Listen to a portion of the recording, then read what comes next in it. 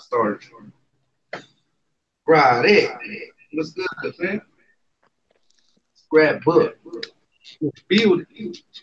What's up with y'all, man? Rod X Scrapbook, what's going down? Scrapbook said, I ain't got no sound on my end. Shit, we just got on, brother. What's up with it, though? I don't get my. Yeah, we got a little bit of technical difficulty right now. You know what I'm saying? My boy Marlo dropped a little soda on the laptop and shit, so we got to get on the phone and shit. Hey, can y'all hear me good? Let him know Mic if he check, can mic if you check. can hear him. Damon P, what's up with it, bro? I know Marlo probably over there echoing and shit. Just work with us tonight, man. Mr. Damon Powell, P, what's MP up? Red. What's good, man? What's going down? Harold Tatum, what's up with it? Hey, can y'all hear me good? Yo, let Marlo know how he sound. You know what I'm saying? Having a little bit of technical issues today. Mark Wonderlick, what's up with it? The Bears, what's going down? Mark Wonderlick. Yeah, I got a little boxing talking shit today, man. Uh, I was looking at Sergey Derevchenko and Danny Jacobs. You know what I'm saying? So I want to talk about that a little bit. I got six fighters that I broke down for y'all, and we still got to get on that featherweight lineage too, y'all. We can't run from that shit. I'm trying to get through all the major divisions. You know what I'm saying? So yeah, we gonna get it in. You already know we got the Q&A and shit. They said they hear an echo. Yeah, he said good, bro. Little echo. All right. Yeah, we appreciate y'all working with us, man, for real.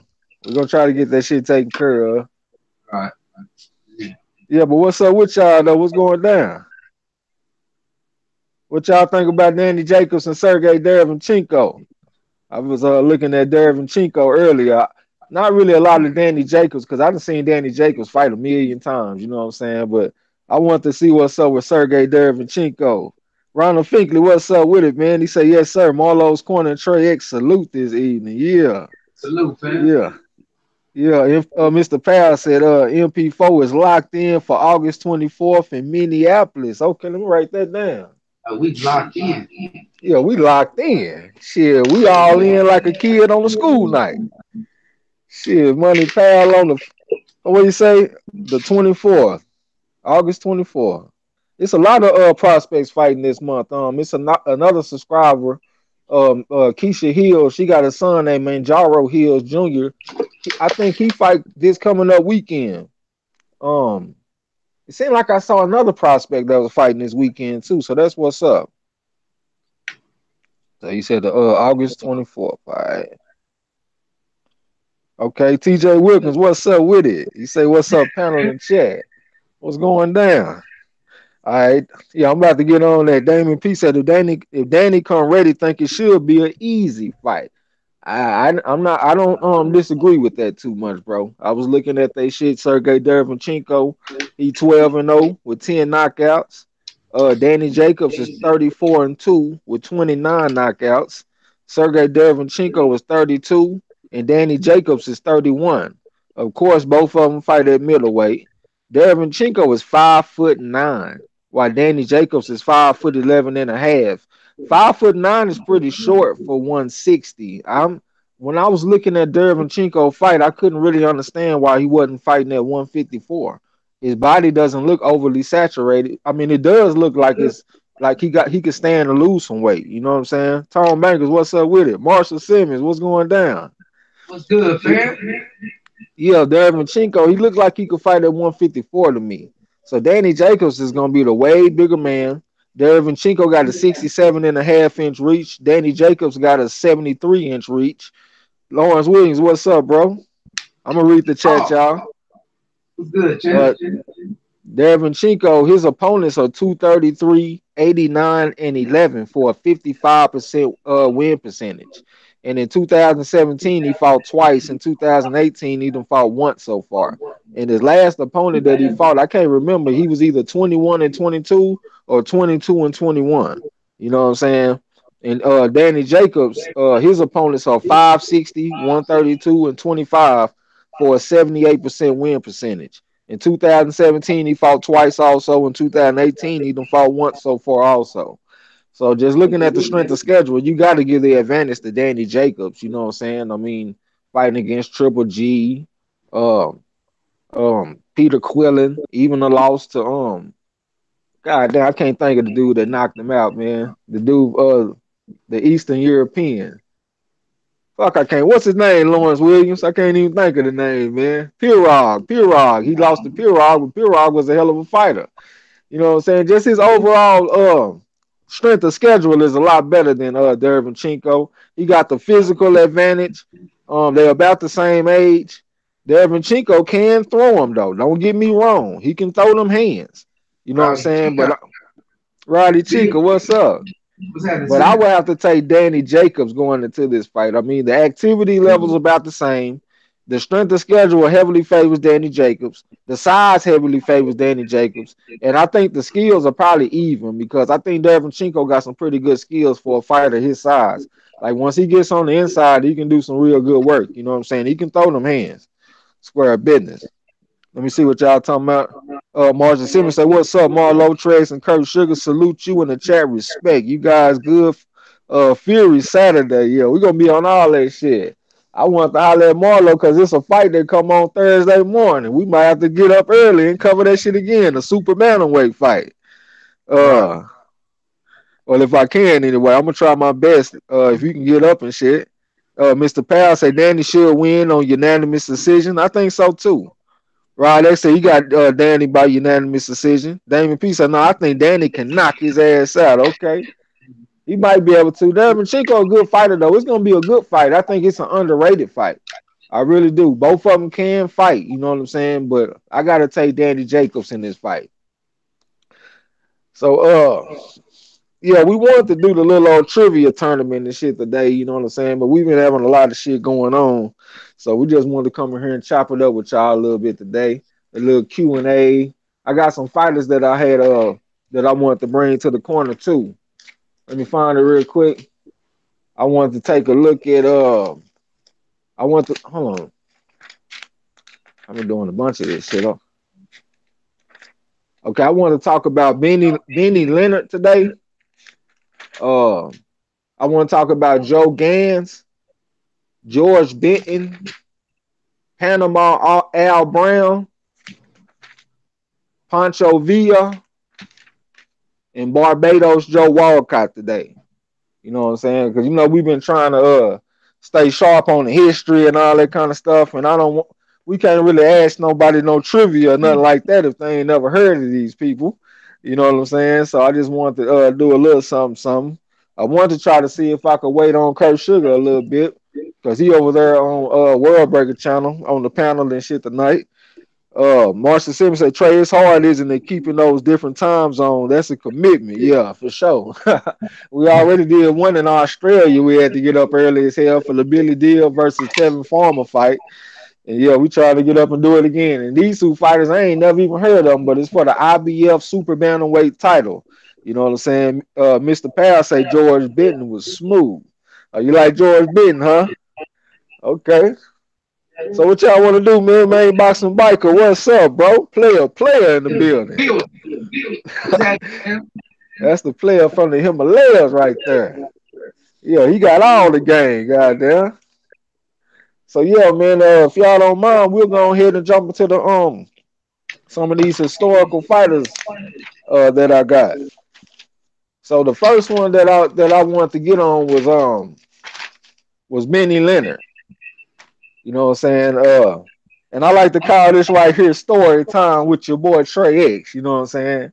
So Benny Leonard, he was 89, 6-1 with 70 knockouts for his career, according to BoxRec. You know what I'm saying? When I was looking on Wikipedia and I was looking at another website, I can't remember. They were saying that he had more fights and he had fights that was decided by the newspapers and stuff, and they wasn't included in the fights on BoxRec. But he was 5'5", had a 69-inch reach. He was orthodox, and he fought from 130 to 152. He competed from 1911 to 1932. His nickname was the Ghetto Wizard. He was born in New York City, New York, and he held the lightweight championship for 8 years from 1917 to 1925. The International Boxing Research ranked him as the number one lightweight and the number 8 pound for pound fighter of all time. BoxRec ranks him as the number two best lightweight, and Burt Sugar ranked him sixth in his top 100 fighters. His real name was Benjamin Liner. He was born and raised as a youth in a Jewish ghetto located in the Lower East Side of Manhattan, where he used to whoop other neighborhood kids on a regular basis. His Said father shout made out Judge in the building. What's that, man? yeah, put go on mute real quick, bro. Yeah, yeah. All right. All right, look. Oh shit.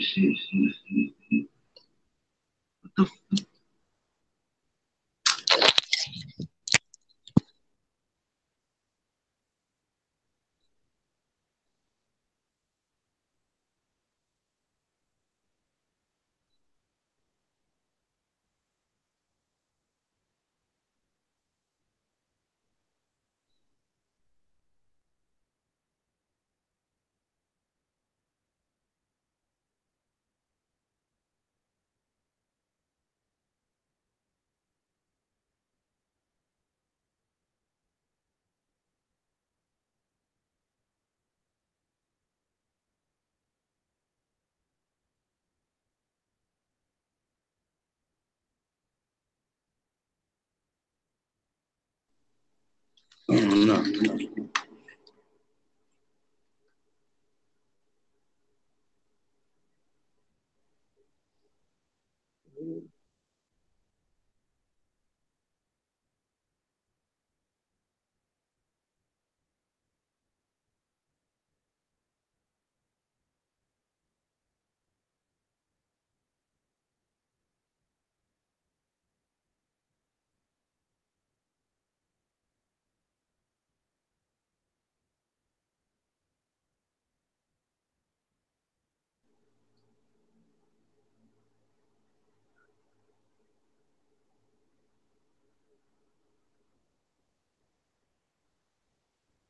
Am I still, sir? Can y'all hear me? Oh, okay.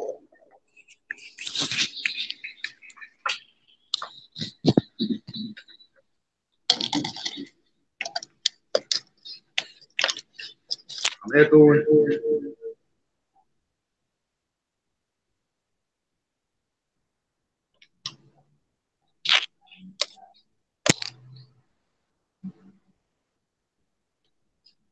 I don't know what happened.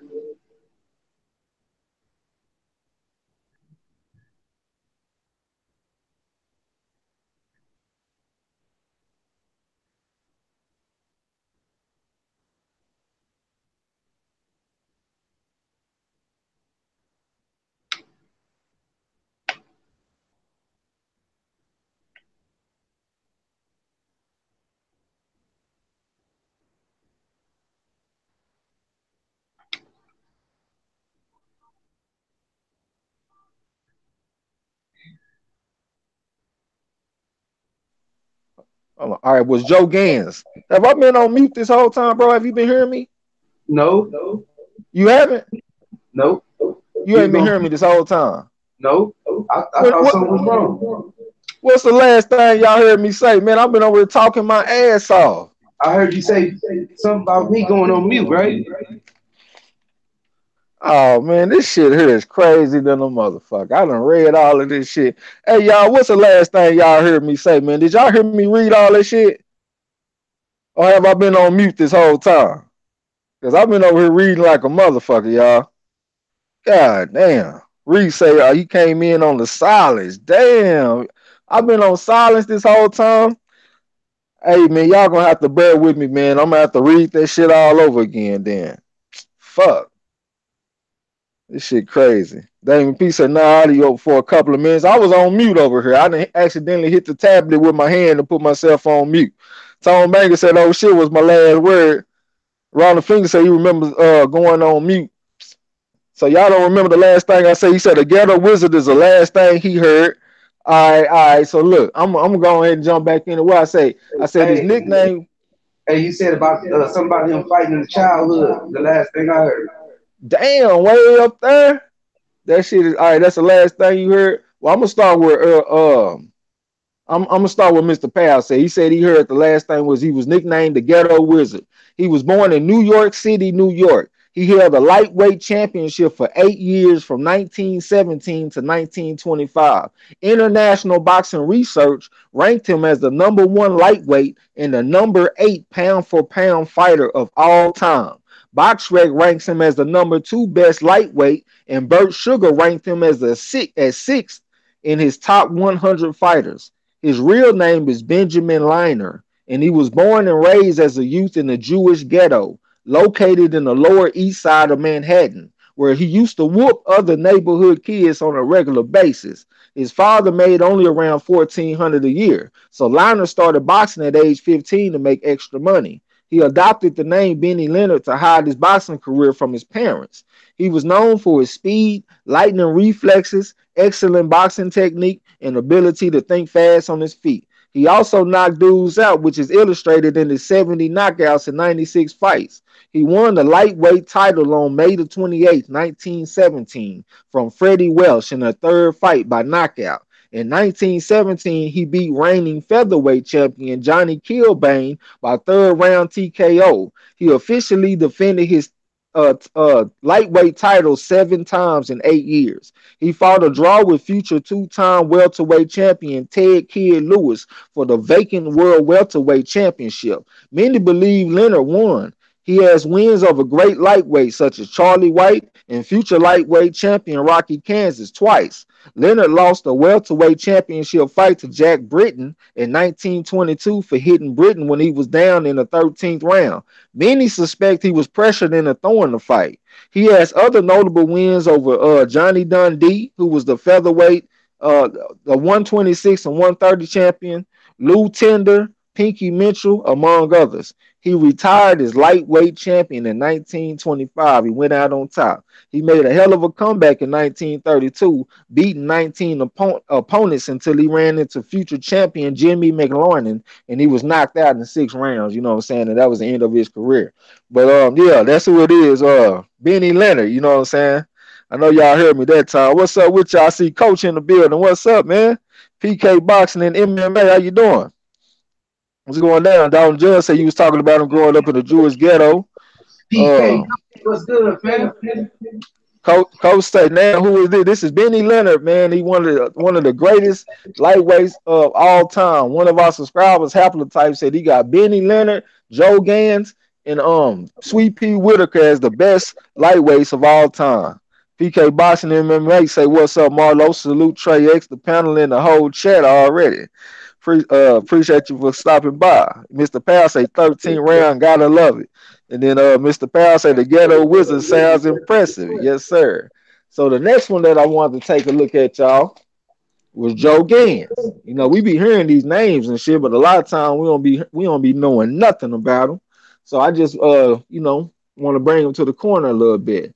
So I saw 2 records for him. I saw 145, 10, and 16 with 100 knockouts on BoxRec. I also saw 158, 12, and 20 with 100 knockouts, and that was on Wikipedia, I think. So he was 5'6.5" with a 71-inch reach. He was orthodox, fought at featherweight and lightweight, competed from 1891 to 1909. Nickname was the Old Master. Born in Baltimore, Maryland. Ring Magazine found Ned Fleischer rated Gans as the greatest lightweight of all time.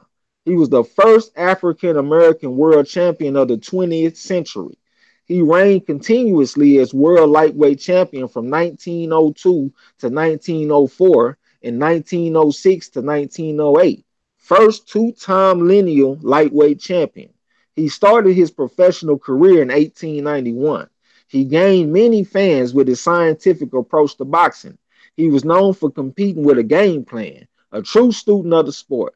He lost his first chance at the lightweight championship due to an eye injury against reigning lightweight champion Frankie Ernie. 2 years later, he knocked Ernie's ass out in the first round to become the lightweight champion. He is the third black champion behind George Dixon and Barbados Joe Walcott. Gans had wins over former world welterweight champion Eddie Connolly and Oscar Battling Nelson. Gans fought a draw with future welterweight champion Mike Twin Sullivan in 1905 and then knocked him out twice in 1906. You know, that's a welterweight. This man used to fight at featherweight and lightweight. He has notable losses to Terry McGovern, uh, bantamweight and featherweight champion, and Sam Langford. Like other great fighters in the past, he sometimes had to take dives to get the fights he wanted. He is one of the early pioneers of the sweet science, and he gave black people hope in the early 20th century.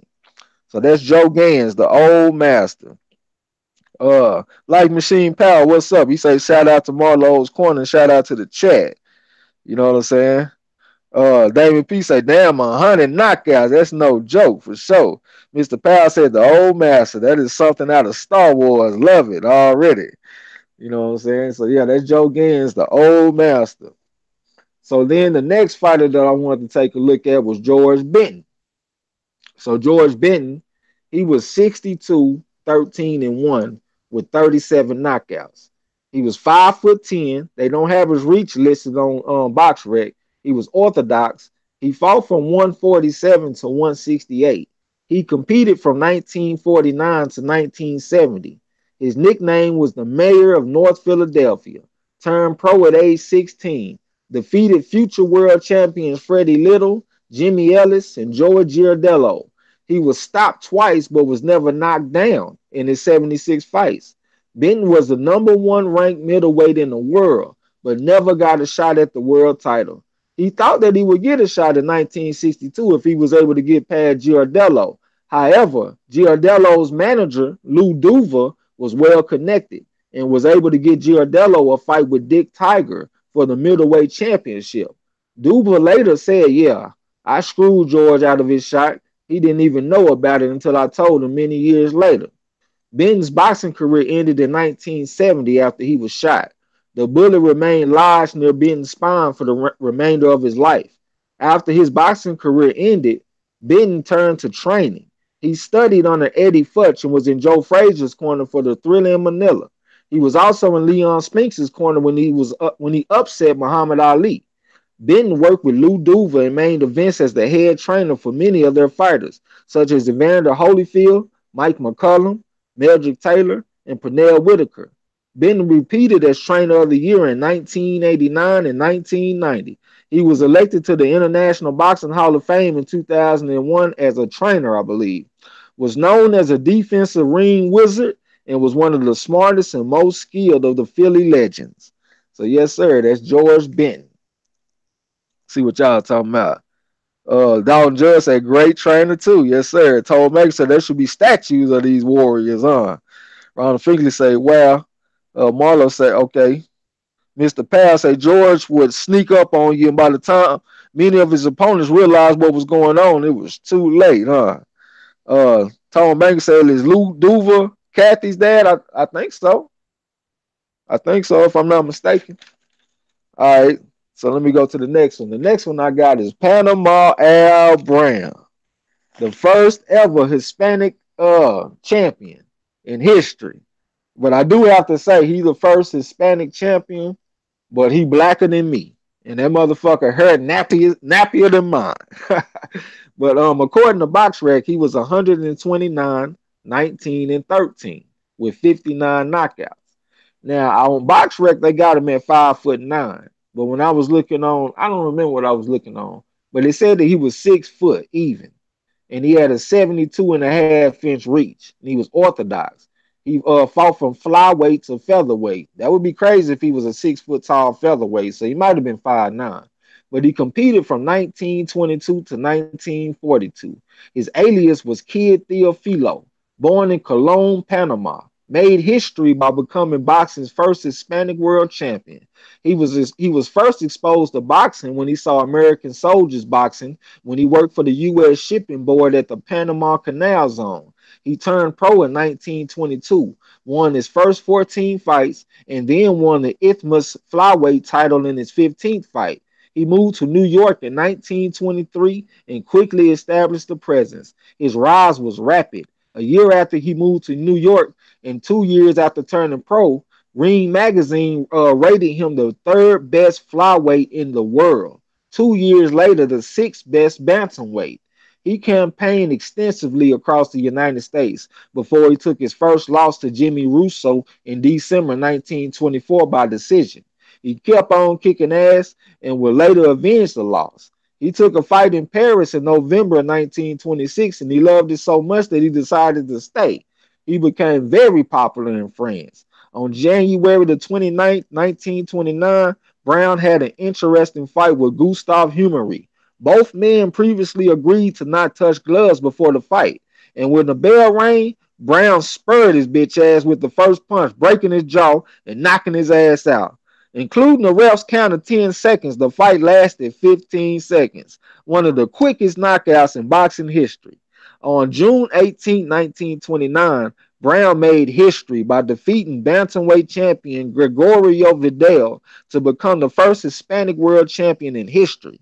After the win, Brown became a national idol in Panama and an instant celebrity in almost everywhere in Latin America. Magazines such as Ring and Espanol were talking about his achievements 60 years after Brown made history.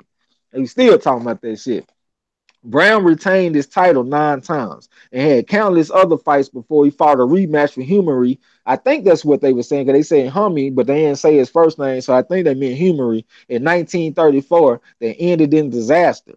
Brown was disqualified in round 6 at Paris for using illegal tactics. A riot broke out, and Brown suffered several broken bones and was damn near unconscious before the laws could help him. 20 minutes later, the venue where the fight was held was entirely destroyed. He lost his bantamweight title to Balazar Saint Chile Belingua of Spain. Brown won in the 1938 rematch but Saint Chile. Oh yeah, and that fight was in 1935. So Brown won in the 1938 rematch, but by that time, Saint Chile had already lost the title. His rematch win over Saint Chile is believed to be his last great fight. Brown decided to retire in 1939 after the KO win, but he ended up moving to Harlem in search of work, but he couldn't find any. So he went back to fighting, but not well. Brown went on fighting until 1942 and ended his professional career with a draw and a win. Shortly after, he was arrested for using cocaine and deported for a year. Afterwards, he returned to New York and in his late 40s took a lot of ass whoopings while serving as a sparring partner for up-and-comers at a gym in Harlem, making $1 a round.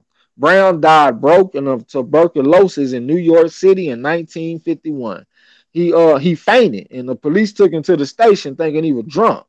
But and what's cold is a Paris newspaper had just begun talks about organizing basically a GoFundMe to pay for his return trip home. Panama Alfonso Brown was inducted into the International Boxing Hall of Fame in 1992. My nigga Big Joe, Unirama, what's up? What's going down? All right, let me just scroll back up and see. Uh, Mr. Pass said George Benton had a voice that will motivate you to want to be the best. Yeah, okay, I'm gonna see if I can find an interview or something. Dalton Judge said Philly Shell inventor George Benton. You sure? George Benton, that shit been around way longer before him, bro. Dalton Judge say no, that's her husband's dad. Okay. Tom Banker said he was black as an ace of spades. He sure was. Panama Brown. Ron Fink said I think she is. She looked like him. Mr. Powell said Kid Theophilo. Yes, sir. Mr. Powell said he died young. Dang, it was cold. Dalton Judge said Kathy was married to a Duva. She took over for her husband. Okay. Tom Bank, hold on. Mr. Powell said 15 seconds. Wow, yeah, for a knockout. Don Judge said he's been dead for years since late 90s or early 2000s.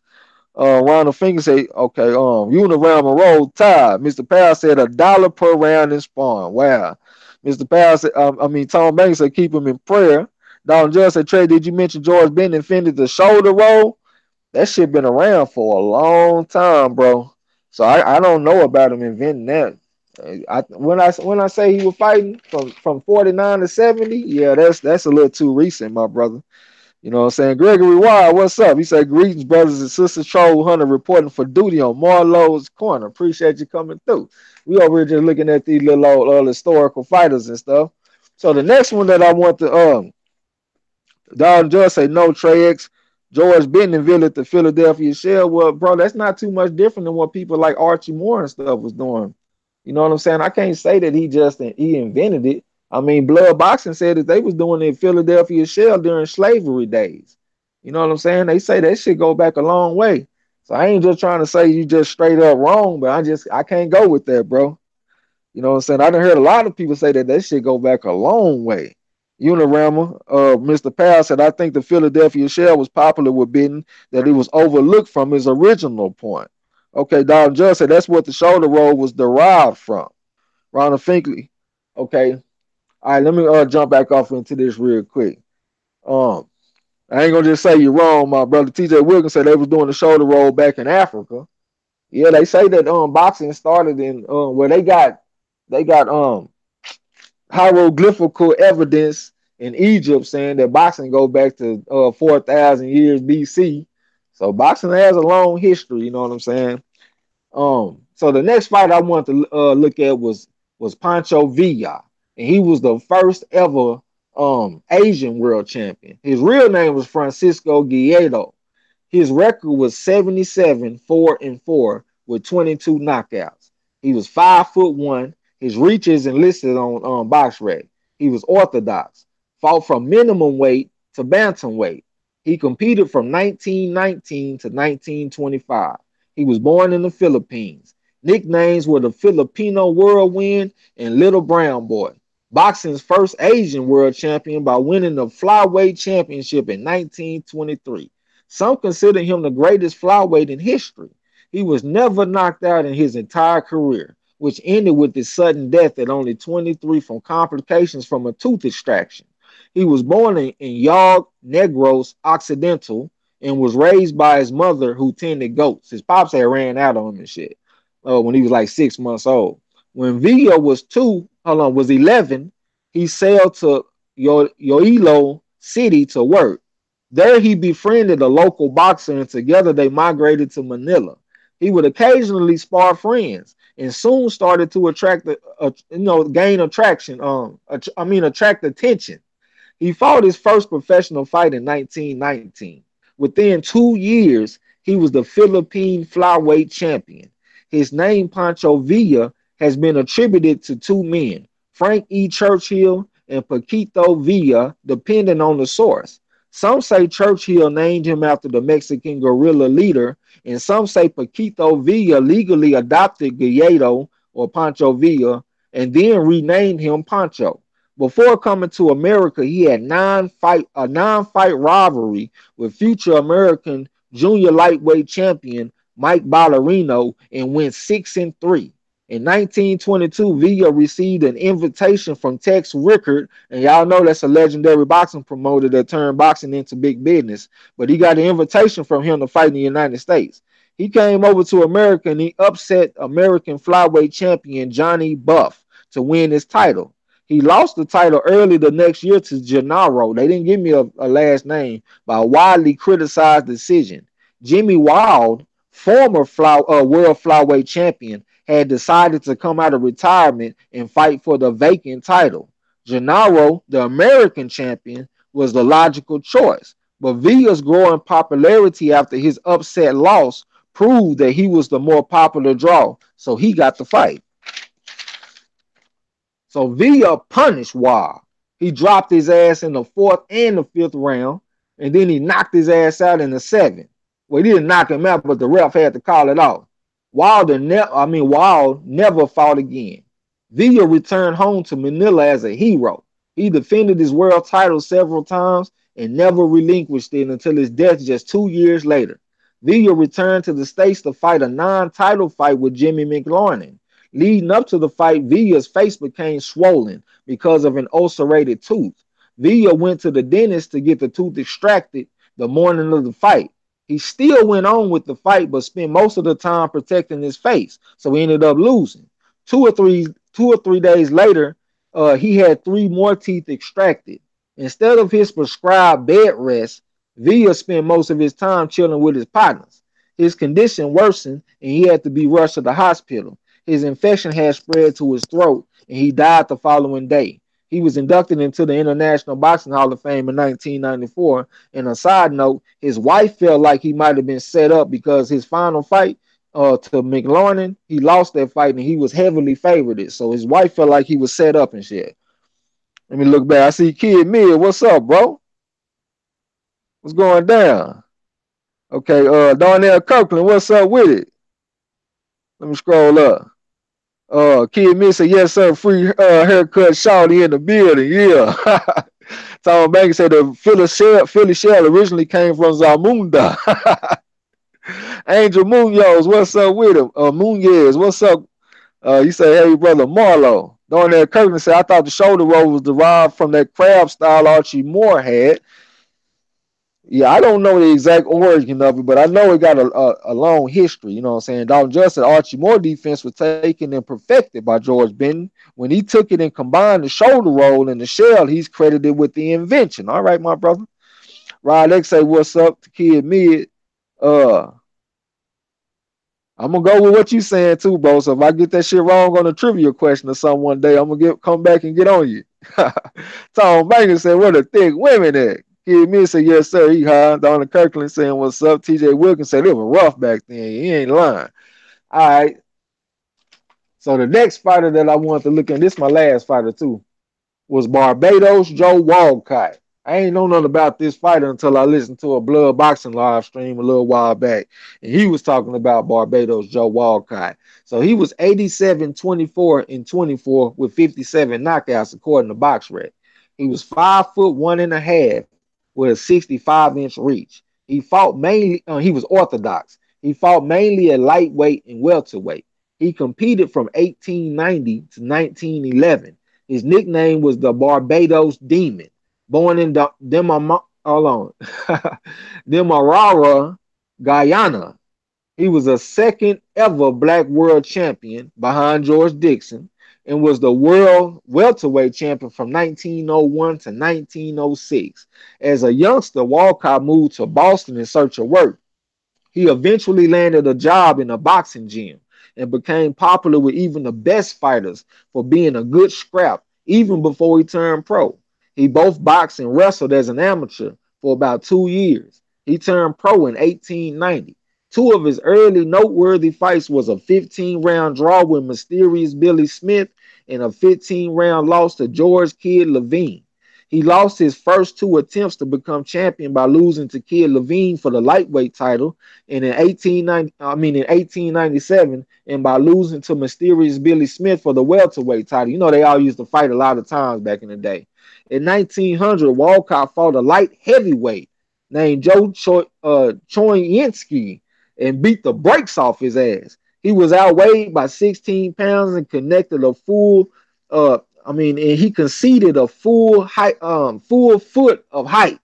Walcott dropped him 5 times in the first round and made the ref call it off in the seventh.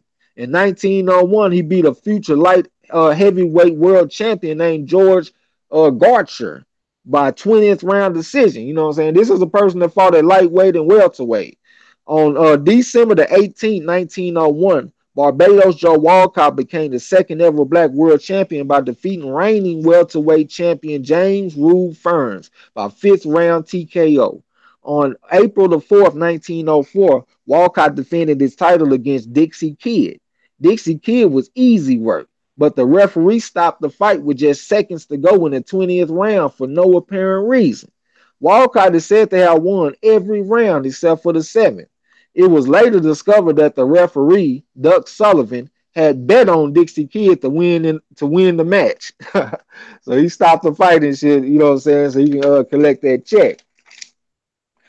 All right, in 1904, Walcott fought a 15-round draw with Sam Langford.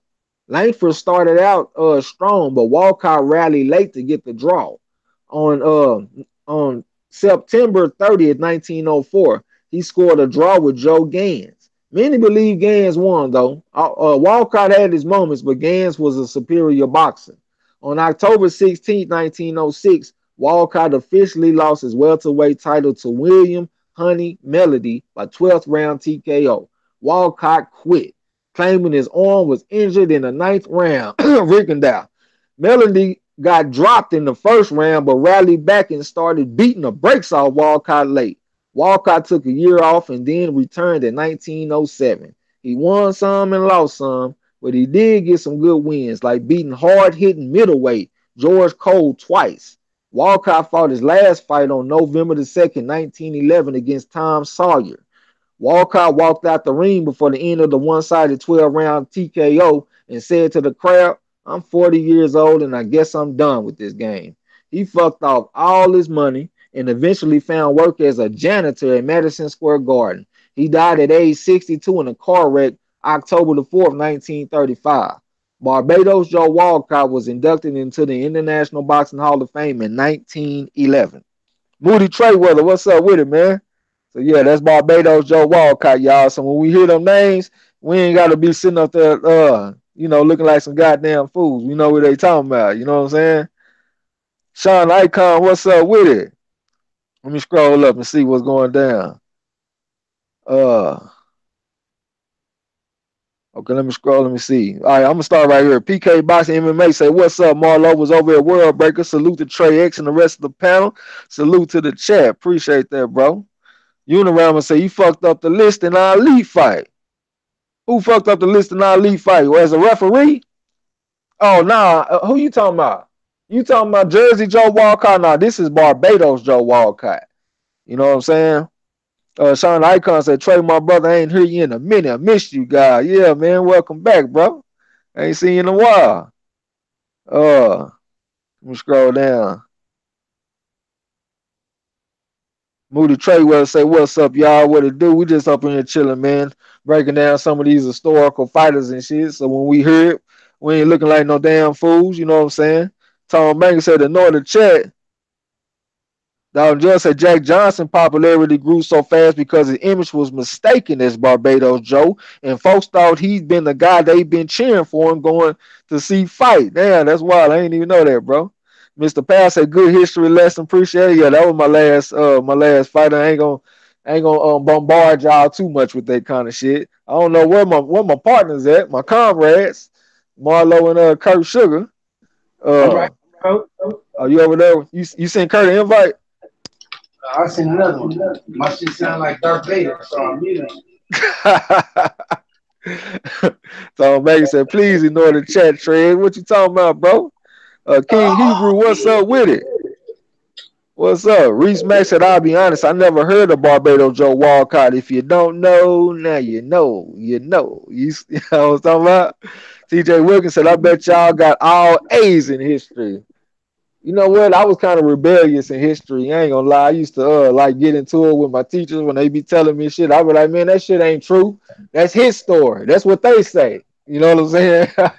But once I started like taking it seriously to actually try to get a grade, you know what I'm saying? Because you going to college and shit, you paying for this shit. So I started taking it seriously, and I would make an A in what was it? U.S. history and world history. Marshall Simmons say Trey Marlo be gassing like a motherfucker. Yeah. Sean Icon said, "I see little B Hop gonna fight, man. When he gonna fight?" Yeah, we was doing a little a fantasy matchup with little B Hop and Shakur Stevenson not that long ago. Unirama talking about history. Sean Icon said Kurt Sugar on World Breaker live right now. They still going? Oh, okay. Marshall Simmons, Mr. Roderick Broadnax. What's up, fellas? It's my first time in the house. What's up with it, man? What's good, fam? Welcome. Yeah, you just missed some good shit, man. We just broke down some 6 not very well known fighters, you know what I'm saying? I ain't gonna go them again, but we was talking about Barbados Joe Walcott, Pancho Villa, Panama Al Brown, George Benton, Joe Gans, and Benny Leonard today. I'm gonna try to start doing that kind of shit a little bit more often, you know what I'm saying? And it was definitely sound like purple rain, purple rain. Yeah, Mr. Powell said that would have been interesting to see you challenging the teachers back then. Hey, they didn't think it was interesting. You know what I'm saying? They damn sure didn't. But I I was get like it. that in all my classes. I damn sure was like that in math, man. I'm always finding shortcuts and all that kind of shit. I was not a good student. I ain't gonna lie. I ain't gonna say I was disrespectful, but I would challenge you a lot. What you about to say, bro? Winston Lee in the building. What's happening, fam? What's up with it? What's going down? I wasn't finna say nothing. I was just piggybacking off what you said, laughing. All right, all right. So yeah, we shit. I thought Kurt Sugar would probably be done by now and be over here. So we could get into some little old shit, but we can get on. Put yourself on mute real quick, bro. Yeah. Don't just say get Kurt over here so we can talk about that Wilfredo Gomez Benitez, whichever one I don't remember that he said will beat Crawford. That's disrespectful. He was talking about Wilfredo Gomez, bro, one of the hardest hitters in boxing. That motherfucker had 32 straight knockouts. He had 17 straight title defenses by knockout. That's why he said that shit. He was a bad motherfucker. You know what I'm saying? David P said, okay, round the finger trades got my brain hurting like a motherfucker. I ain't doing no trivia. I just gave it to you like God gave it to Moses, my brother. Straight up true. Yeah, shout out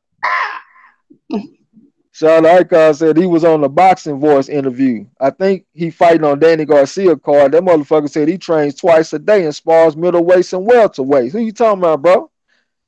I'm lost like a motherfucker. MBT boxing. What's up, bro? That's my poker buddy right there. We be battling like a motherfucker.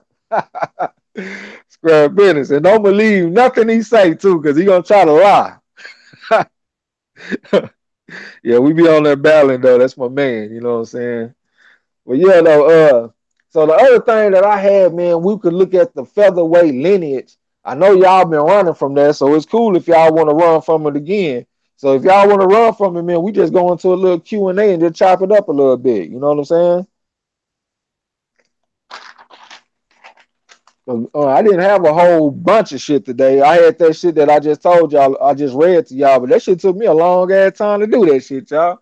So I wish I could have had more stuff, but shit, that shit took me too long. I didn't think it was gonna take that long. You know what I'm saying? Rod X said, "Is that Furious Star?" Yeah, that's Furious Star. That's why I had to come through and kick that knowledge one time.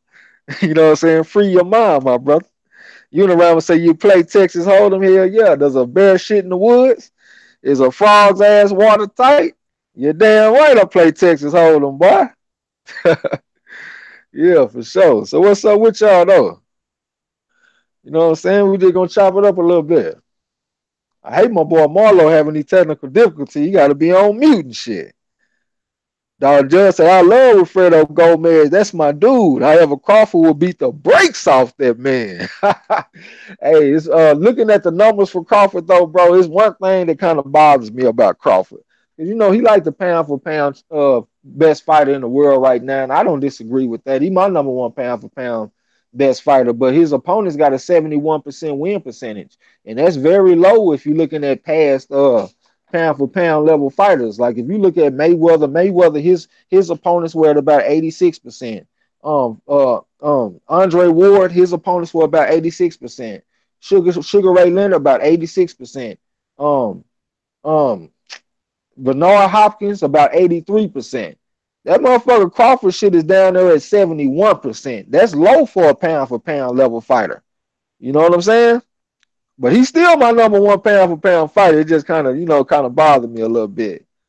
Uh, Uniram will say outrage, yeah. If you playing good, you're gonna be saying that a lot. You sure ain't gonna just be in there calling and checking. Mr. Powell said, well, everyone take it easy and I'm getting ready to shut it down. Appreciate you for stopping by, bro, for real. You know what I'm saying? Man, Boston Biker said, man, I've been working like a beast doing 4 a.m. to 6 p.m. shifts. God damn, you doing 14 hours, boy, at this damn job due to a co-worker being on vacation. I'm not top list on seniority, okay? Get it in then, 14-hour shifts. I ain't mad at you, bro. Ronald Fink say, chop, chop, TRAE X and MARLO'S corner. What you mean? We need to hurry up? MBT Boxing, y'all download Park Poker Stars and join me and TRAE X. Y'all can see the pro and y'all control TRAE X. Keep getting picked off his bluffs. I keep on getting picked off MBT. Go ahead and keep it real one time in your life. You know what I'm saying? You know I'll be in there making a motherfucker lay it down. Shit, they be tearing the door down trying to get up out that bitch when I drop a bet in there. MBT said Marlo's corner life, brother. Free already. Ronald Freeman said, man, I don't know the half about DC chicks. I thought that's where you at. How the hell you gonna be in DC? You don't know nothing about no DC women. I'm not understanding that, Ron. I thought you was a player. Dog Judge said that's that Bob Arum special. What are you talking about? I'm lost, man. You know I'm slow, bro. I'm on this gas. Kid Mid say, Trash, you see that dude with the drunken master boxing? Tall head, bald head motherfucker? No, I ain't seen the only drunken master I know was Emmanuel Augustus, my brother. Man, about some bikes. Hey, what's up with the super chat, bro? Why don't I see a way? Oh no, you gotta have 1,000 subscribers and you gotta have 4,000 watch hours before your channel can get monetized. We've been having the watch hours for a little while now. We got like 6,000-7,000 or something like that. But we need them 1,000 subscribers now, and then we'll have all that shit. You know what I'm saying? Well, appreciate you for looking for it though, bro. TJ Wilkins said y'all need to do more videos. I enjoy them. My time been limited lately. Damn, we need to do more videos. Yeah, we've been trying to step it up, bro. Marlo been putting in some work on the videos. He just spilled some soda on his laptop, so he wasn't able to put out a video today. But he definitely been putting in a lot of hard work on them videos for sure. Rod X said many opponents' win percentage was higher than I thought. Many opponents, yeah, he was about 83%. Yeah, that's another good example. Crawford is low, bro, 71%. And if you comparing him to the other great fighters, Kid Mid say he a UFC fighter. Okay. Uniram said, tell Mr. Powell tear their ass up. Yes, sir. I forgot to say that shit. Uniram, I'm tripping. MET, okay, talking to main boxing biker.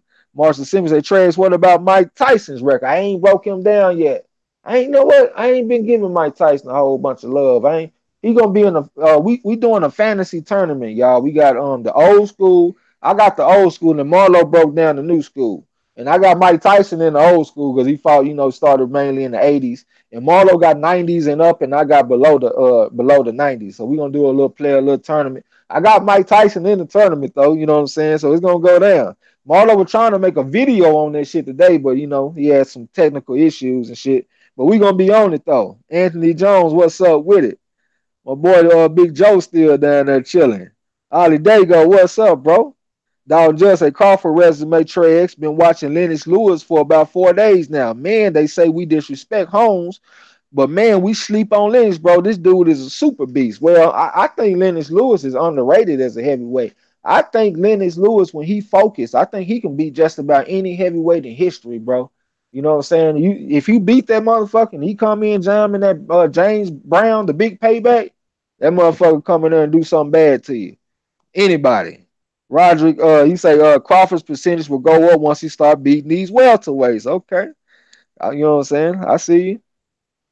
We'll see. Damon P said Hearn came over here trying to front and got shut down by the OG. I need to get up on that shit, bro. I don't my knowledge on the on Eddie Hearn and all that kind of shit, it ain't really that good, bro. I ain't gonna even lie to you. I don't really be paying attention to that shit, probably like I should, but y'all keep me informed though. So he came over trying to front, huh? NBT said Marlo's corner buy 400 subs, bro. He said bomb, huh? They selling for like 7 cents a piece. Marshall Simmons say Tregs, what was the name of the fighter that said he was going to break his wife's hip because he been in the camp? That was Tony Thompson. I remember he said he gonna put her ass in a wheelchair. Sean Icon said Roy Jones record. I did Roy Jones. I don't know if I broke down his numbers like that. Hold on. I know I did them though. But we did some fantasy matchups here recently. I got so much shit, man. I need to organize this shit. Okay. All right, Roy Jones Jr. His opponents were 1,843, 357, and 50 for an 82% win percentage. You know what I'm saying? That's Roy Jones Jr. Pound for pound level fighter, 82%. That's the kind of shit that they be doing. You see what I'm saying? Bernard Hopkins, his opponents were 1,507, 287, and 31 for an 83% win percentage.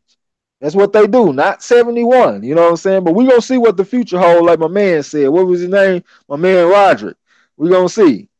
Uh, Don just say Michael Venom Page is the MMA fighter in question. I don't know shit about MMA, bro. I'm below a casual. Ronald Fink said Lennox was the best thing smoking in the UK. Granted Chin too. What? Unlike Fury, a fuckboy, he ain't had no granted chin, bro. He was a great fighter, but he did not have a granted chin. Lennox Lewis, he's been knocked out his fair amount of times. You know what I'm saying? Rod X said, I watched you on Marlo's first couple of streams yesterday. Great stuff. Yeah, that was back in the day, man. I know it sounded a little bit different than it do now. You know what I'm saying? They gonna say who y'all got? 2009 Pacquiao Crawford. Damn, so that's a hell of a fight, man. At what weight class, bro?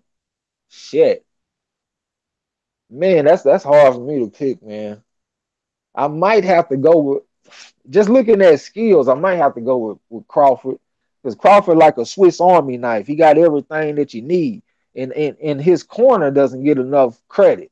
He got three sets of eyeballs. He got six eyeballs, and he got three brains that's locked in and watching you, and he listens to them all. You know what I'm saying? So I might have to give them the edge over one Freddie Roach.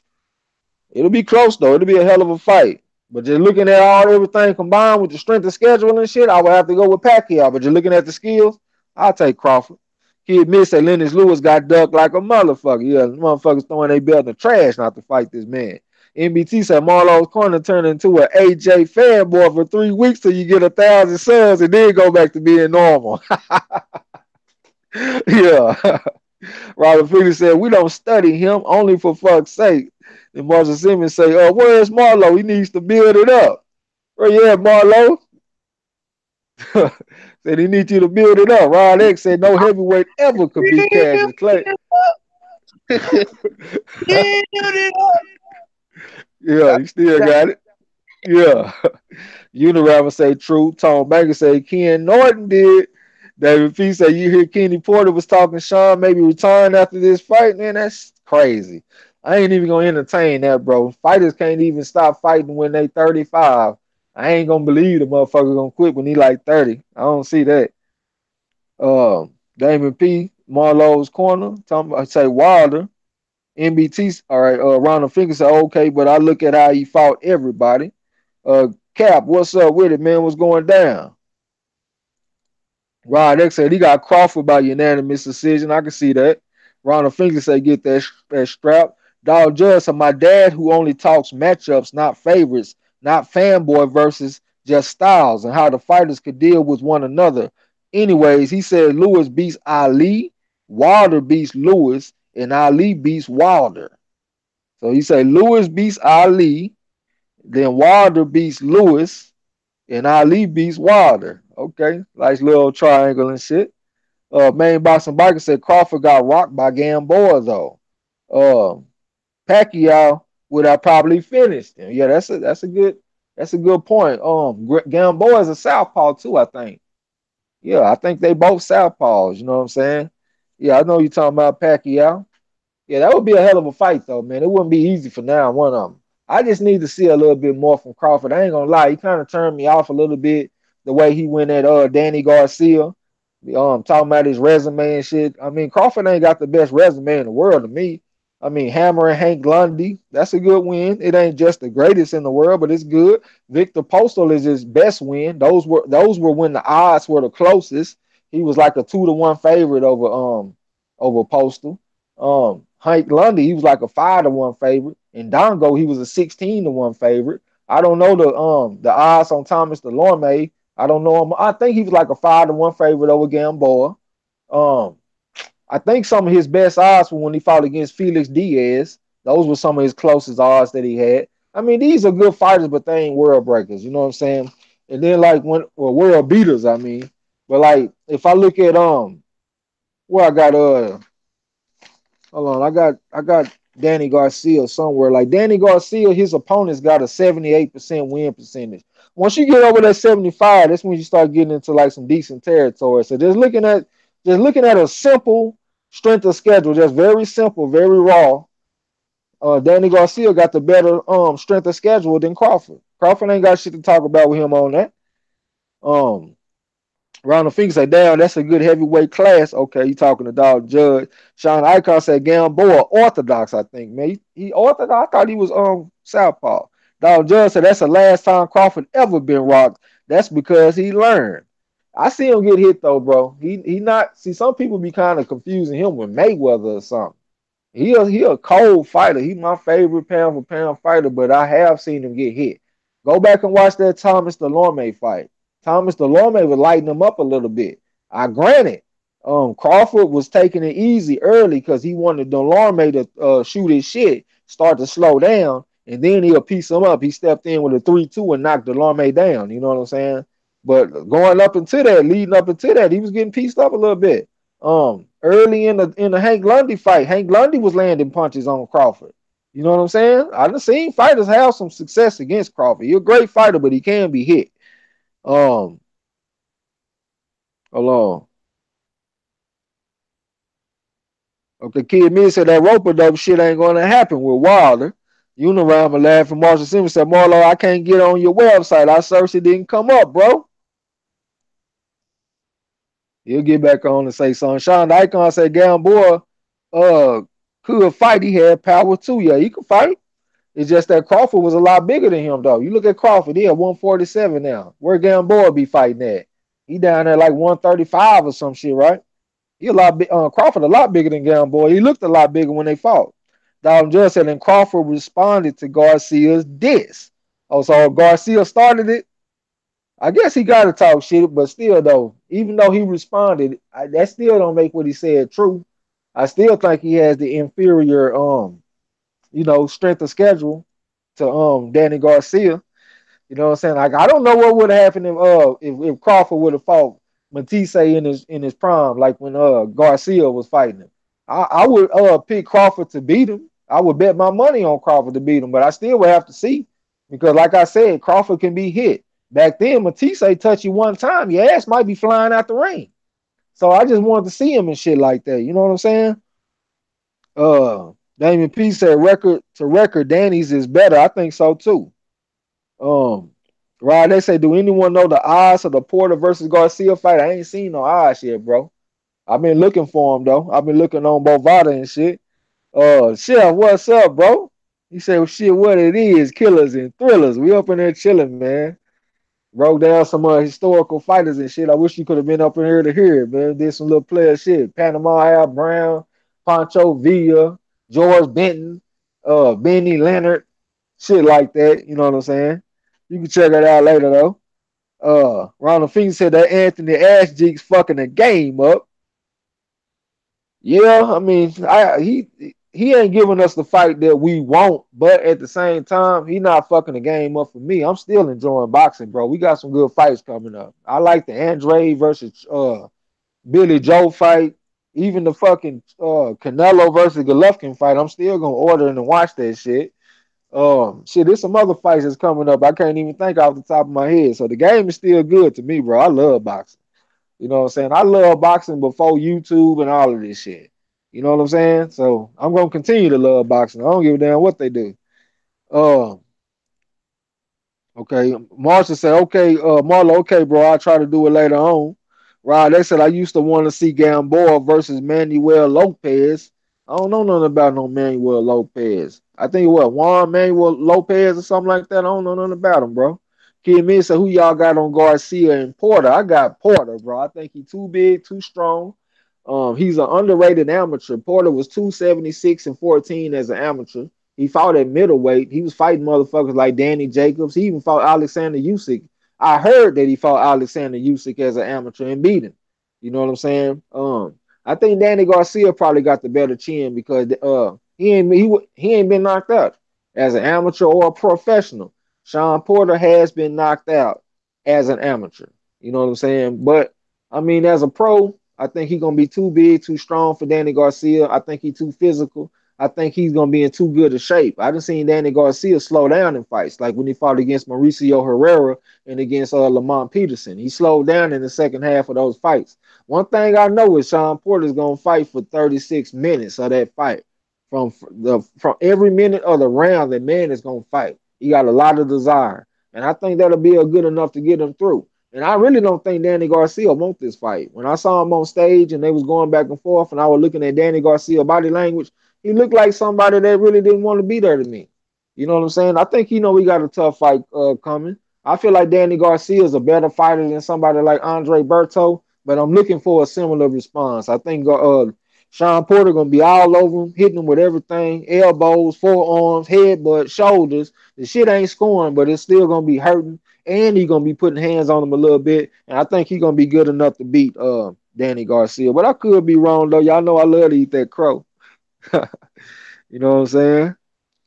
Dog Judge said, yeah, Danny started it. Crawford gets hit for 4 or 5 rounds just like Mayweather.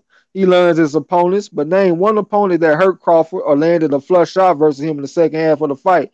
Well, I mean, that's a good point, but I don't really have a ton of respect for the people that he been fighting. You know what I'm saying? Like I said, I got respect for Postal. I got respect for Felix Diaz, but I felt like he was too big for a lot of them other guys. I mean, people be calling somebody like Earl Spence a weight bully.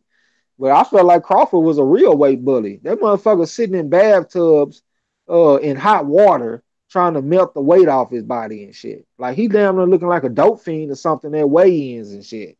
So I mean, I just want to start seeing him fight motherfuckers his own size, and he doing that now. And he did that too against Victor Poster. I give him all the credit in the world for that fight, but I do not have a lot of respect for his overall resume. So let me see him in there with some A-level fighters, and let's see what he does in the second half of the fight against them.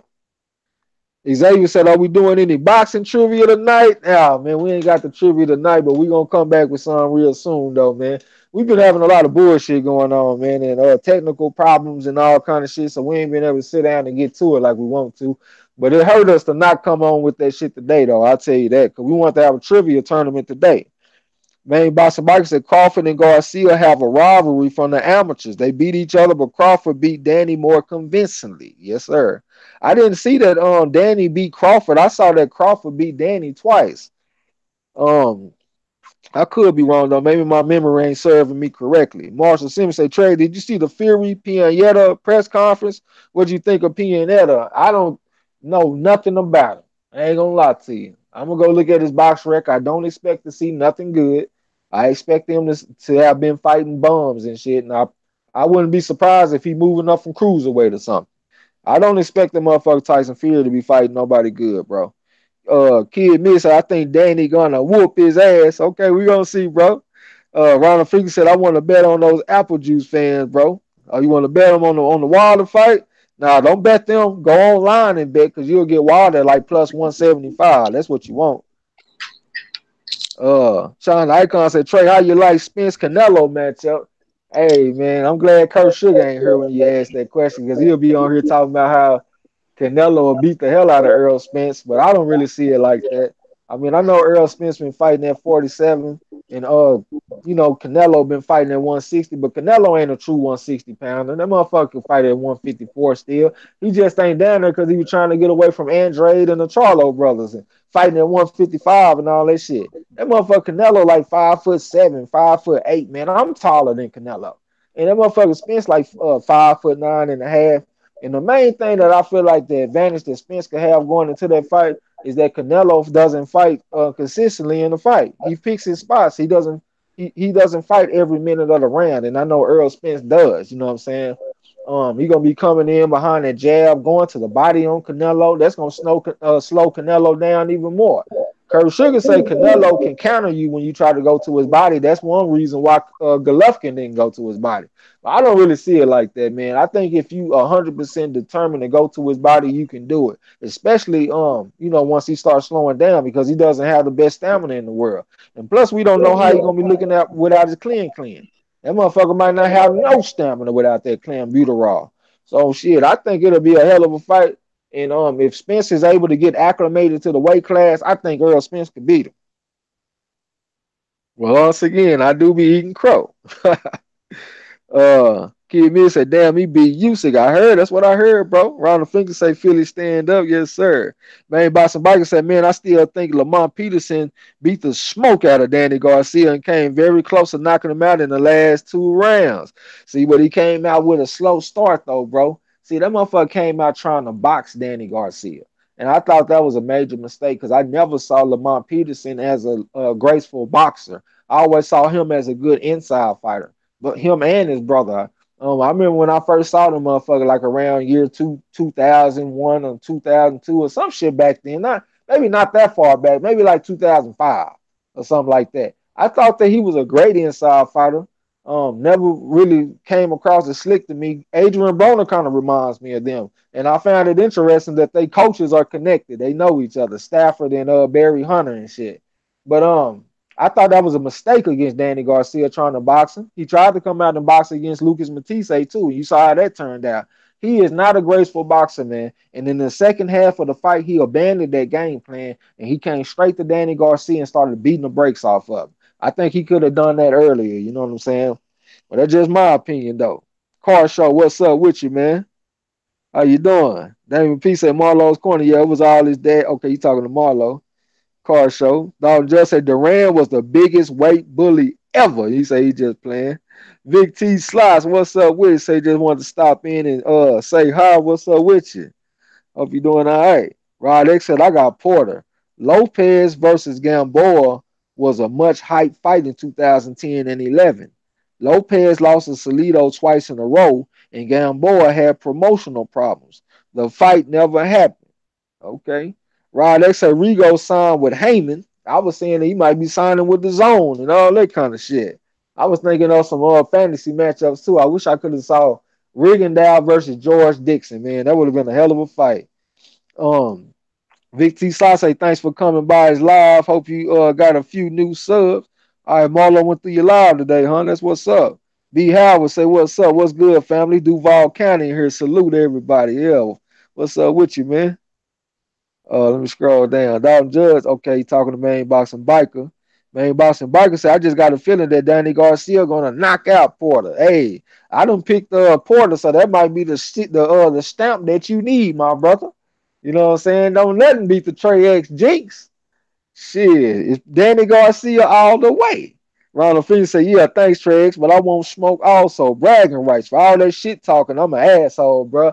I want to start talking shit with the UK fans against for Billy Joe Saunders and Andre. I think that's a great fight. Two undefeated championship level fighters. One from America, one from the UK. We supposed to be talking shit about that, like Earl Spence versus Kell Brook, in my opinion. You know what I'm saying? Man, Boston Biker said Porter might face his first knockout loss by the hands of Garcia. A lot of people saying they feel like Danny Garcia gonna be able to hit Sean Porter with a no-look left hook. I don't really see it like that though, because I see Sean Porter. I don't see him hanging around in the mid-range like somebody like Amir Khan. I see him as being all the way on the outside or all the way on the inside.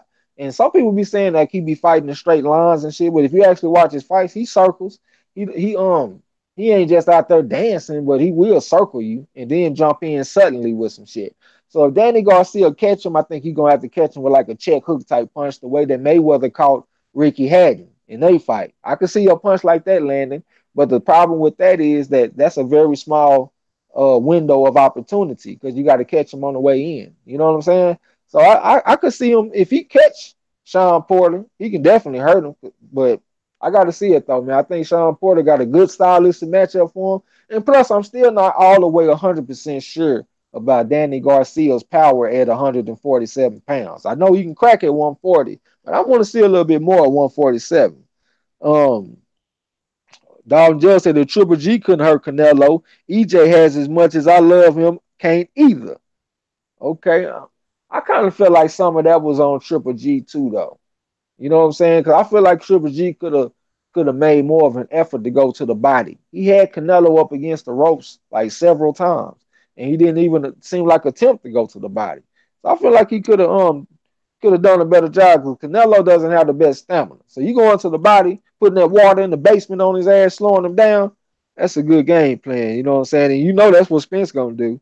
Marshall Simmons said, Treggs, I don't know anything about Pianetta either, but I think he's one for the upset. Huge rewards if he did. Do not bet your money on that shit. I know you like to bet your parlays and all that, but do not bet on Pianetta to be no Tyson Fury. Save them couple pounds, bro. He admits say Spence will beat the hell out of Canelo. I don't know if he'll beat the hell out of him, but I think he can get him though.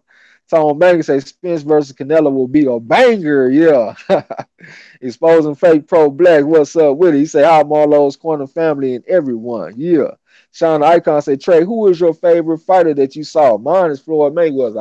I got four. I'm expanding at the five fighters. Floyd Mayweather Jr., Sweet Pea Whitaker, James Lights Out Tony, Roy Jones Jr., and Andre SOG Ward.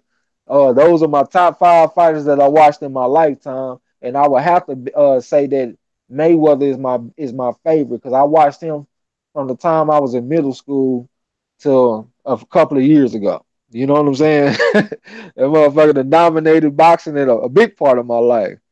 89 TV, what's up with it, man? Yeah, what's going down? Main Boston Biker said, I'm not a super big fan of Danny, but I met him at my birthday party in Atlantic City. And I think it was 2013 or 14. Danny's smaller than me, but got some heavy hands. Okay. I think he's a pretty good fighter, bro. I just don't like how he puts a lot of his weight on his front foot while he's on the outside. That makes it hard for you to get away from the jab. And if you look at his fights, like Selecki was hitting him with the jab, Triple G was able to hit him with the jab, and if you go later on further back in his career, other fighters was able to hit him with the jab too. And it's just that one simple fundamental flaw. He needs to have his weight more balanced, or be able to kind of shift his weight more on the the back foot. Like when I was boxing, my coach would teach me that I should always be able to pick up my front foot if I want to. That means that my balance is right. And I'm able to like be more elusive. I'm able to get away from jabs and slip jabs and shit when my body positioned like that. If I put all my weight on the front foot, I can't move away from anything, and I don't see, and he can't either. You know what I'm saying? 89 TV said just got off roasting hairlines. You ain't seen a hairline till you see Kid Mid shit he got on his channel, unless that's what you're talking about. Marshall Simmons say Fury's going to be as slick as Sugar Ray Leonard, and if he isn't, he's failed. Fury's words. Okay, perfection. What's up, bro? What's going down? Cashmere G, what's happening? Yeah, we up in this bitch chilling, bro. Kid me say Canelo don't impress me. Real talk. Canelo got hands, bro. Canelo is a very talented fighter. That motherfucker can throw them combinations. He got some decent power. He got decent speed. If you see him training, like you could tell a special fighter when he trained because he can do shit that you can't do. Like imagine going out there trying to jump rope like Mayweather, or going out there trying to hit the speed bag like Mayweather. That motherfucker Canelo can do all that crazy looking shit. Not all of it, but I'm saying he can do some special looking shit. I just know he a special type fighter. That motherfucker turned pro when he was 15 years old, didn't have no amateur background, and you can tell that he a student of the game because he done learned a little bit here, learned a little bit there, put it all together and became a pretty good fighter. I just don't like his stamina. You know what I'm saying? He don't fight consistently. Was you over there talking to Marlo? 89 TV say he talking to Marlo. Xavier said, how do you rate Roberto Duran at 135? Man, I was reading about Benny Leonard earlier. Haplotype, one of our subscribers, very knowledgeable. He was talking about how Benny Leonard, Sweet Pea Whitaker, and Joe Gans were the best lightweights of all time. But that motherfucker Roberto Duran, man, I don't know if I could take any of them fighters over Roberto Duran. Benny Leonard, I don't think so. Sweet Pea, you probably have to take Sweet Pea over Roberto Duran as far as skills, but accomplishments and all that kind of shit, man, you got to go with Duran. Man, Duran was a motherfucker. You know what I'm saying? It would be hard to bet against him. Even taking Sweet Pea over him at 135. I know that's my boy. I got him on my top five, but man, that would be rough, man. Kid me say Triple G gonna whoop his ass. All right, we gonna see. That's what I'm picking. I'm picking Triple G. Roderick Broadnack say Crawford my number one. Believe it or not, Jamel Charlo is number two. Oh man, I ain't gonna never knock no grown man opinion. You know what I'm saying? That's who you like. But for me, I was disappointed when I saw Jamel Charlo against Austin Trout. A lot of people was feeling like Jamel Charlo was gonna knock out Trout, and I didn't feel like he was. But I'm still disappointed because I feel like he could have if he went to the body. If you go back and look at that fight, he pretty much abandoned the body attack in that whole fight, and he concentrated on the head. Trout is one of them fighters that can sprawl and all this different shit and duck and run, and he able to kind of elude them headshots. Jermell would have did a lot better job if he went to the body on his ass. He probably could have stopped. Square business. That's my knock on him. Damien P said, Trex, don't pull out the jinx. Don't do it, player. Ron Fee said, Andre might blow it, though, Trey X. I hope Andre get his consistency together. You talking about Andre? I don't think he going to blow. I think he going to go out there and put them hands on Billy Joe ass. He ain't no David Lemieux. You know what I'm saying? This ain't no tailor-made fight for Billy Joe. We gonna see though. I'm taking Andrade, even though I be talking shit about him all the time. That's who I'm taking. Right? They said, okay, I hate to admit it, but I got Andrade over Saunders. That's who I got. 89 TV said, I declare hairline roasting war. Marcus Johnson, what's up, bro? He said, what's good, Marlo, Trex, and Chet? Yeah, we just up in here kicking it, man. I hate a lot of y'all miss my little historic fighters that I broke down earlier, y'all. Y'all know a major part of this channel is so we can learn. And y'all motherfuckers that motivated me to learn this shit. Because all this shit that I know now, I did not know coming into this channel. But y'all to motivate a motherfucker to hit the books, hit Wikipedia, hit BoxRec, hit whatever I need to hit so I can get that knowledge. You know what I'm saying? Kid Miss said if Sean Porter don't bite that nigga with them big ass teeth, he gonna lose. Well, you a damn fool, man. Ronald Figure said Andre might blow it. You're blowing it, son. I don't think so, man. I think he gonna whoop him. Damon P said if he don't catch Porter early, it's gonna be real tough for him. Yeah, that's why I said too, man. Like a lot of people feeling like Danny Garcia can go out there and outbox Porter, and he can. Don't get me wrong. But when you fighting somebody like Sean Porter, or even somebody like Triple G, you don't want to go out there and just straight try to box him from the get go. You want to go out there and drop something on his ass and let him get his respect. Let him know that you ain't gonna run up in here with that bullshit. You know what I'm saying? And then boxing. That's what I think. So I think Danny Garcia need to go out there, drop something on his motherfucking ass, and then change up on him and get on the bicycle a little bit and box him. You know what I'm saying? Let me scroll down. PK Boxing and MMA said Billy Joe Saunders is gonna school Andrade. Okay, I don't see it though, bro. But you know we all gonna be. Oh shit, I forgot. That's gonna be on that zone shit. We're gonna have to find a way to watch it, man. But we're gonna be over here talking shit, calling the fight. I eat my crow or whatever that happened. V. Halver said, I can't argue with that top five. You like that top five? Yeah, that's a lot of ass whooping right there, ain't it, bro? Perfection said Marlo's corner. What's up, brother? I had to come back to the corner, man. We glad to have you back, bro. You know what I'm saying? 89 TV said Steve Harvey got a better hairline than Max Kellerman. Go look at Kid Mid channel, 89 TV, and look at the hairline he got on there. Scrapbook over there laughing. Hey, if y'all ain't checked out Scrapbook Boxing collage, he got a bad motherfucker. Hey, I ain't gonna, man, I got some endo shit. I think it's a hybrid, like a sativa dominant hybrid. But that shit just make me want to go on a quest or something. I done hit this shit and pulled up Scrapbook little video. I don't know how many times. I just be sitting up there on that gas, just looking at all them different fighters, all of that history. He got fighters going back to the bare knuckle days, all the way up to the present. You know what I'm saying? He got everybody on there. I even seen Sergey Kovalev on there. I think it's just player to be able to go over there and see how many of them fighters that you can name. You know what I'm saying? And it's very humbling because you'll realize that you don't know shit about boxing. You know what I'm saying? La D, what's up? What's going down? Where you been at, man? I hate that you missed the little old shit that I was talking about earlier. Yeah, we was on some player shit, man, on the history. You know what I'm saying? Main Boxing Biker said Danny is a hooker. He the type of fighter that want to take one to land one because he believe in his power. That's how he started to come back against Mr. Run Time Thurman. Okay. I done heard Danny Garcia described as a mid-range hooker by who was that? Fuck the dude that be betting this shit, man. I can't even think of his name. The lawyer. Y'all know what I'm talking about. Dwyer. I heard him describe him like that. I think that's a pretty accurate description. You know what I'm saying? But he's definitely a good fighter, man. I'm not gonna count him out. I think the odds in this fight should be very close. It should be close to a pick 'em. I don't think that you crazy for any fighter that you pick because Porter has his advantages as far as the physicality, fighting at bigger weights and stuff like that, being stronger. Danny Garcia, he's smaller, coming up from lower weights and stuff. But Danny Garcia got his advantages too because he got the more polished boxing game.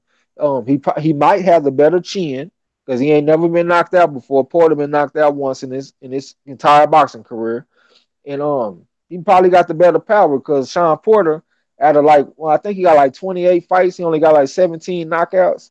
I might be wrong about that. Let me see what that shit was. Hold on. Sean Porter, 28, 2-1 with 17 knockouts. So he got 31 fights and 17 knockouts. So, um, yeah, so I think Danny Garcia probably got the better power. All right, let me look in the chat.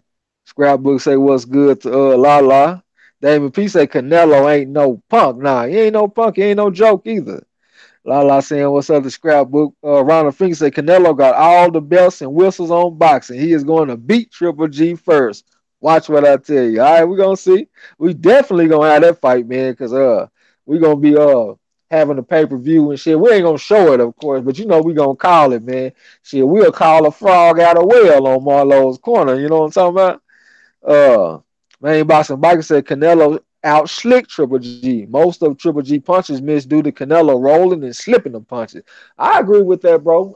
When I first watched the fight, I thought Triple G might have beat him, but then every single time I went back and watched the fight after that, it looked wider and wider for Canelo for me. Like I started watching this shit, then I get up, I'm doing the moves and shit. Like just looking at it just kind of got me into it. Like looking slick, looking smooth out here. You know what I'm saying? So yeah, he did out slick Triple G. I agree with you on that, bro. I one thing about me though is I don't always score fights very well the first time. Sometimes I got to go back and watch it 2 or 3 times before I see everything. And when I went back and watched that shit, hey, I thought Canelo was doing some slick and some smooth stuff. He just wasn't fighting every minute of the round. He needed to be more consistent. TZ Frank, what's up with it, man? New subscriber. That's what's up. Appreciate you coming through, man. We had some player shit on the corner, man. Think you'll have a good time. Damon P said Duran was a bad man. He damn sure was. 89 TV said I roasted the Clippers too. Are you talking about the Clippers that he cut the hair with? God damn. TJ Wilkins say Sugar Shane was a beast at 135. He sure was, man. What was he? 30-0 with 28 knockouts. I think that was his record. Bad motherfucker, man. Going to the body on your ass. Spirit of Justice say Joe Gans is Tevin Farmer's great uncle. Damn, I ain't know that shit. That's interesting right there. I saw that Sandy Sadler was like the great uncle of Grandmaster Flash. Small world, man. 6 degrees of separation. Little 95, what's up, man? The man that gave us one of the most player intros in all of YouTube boxing.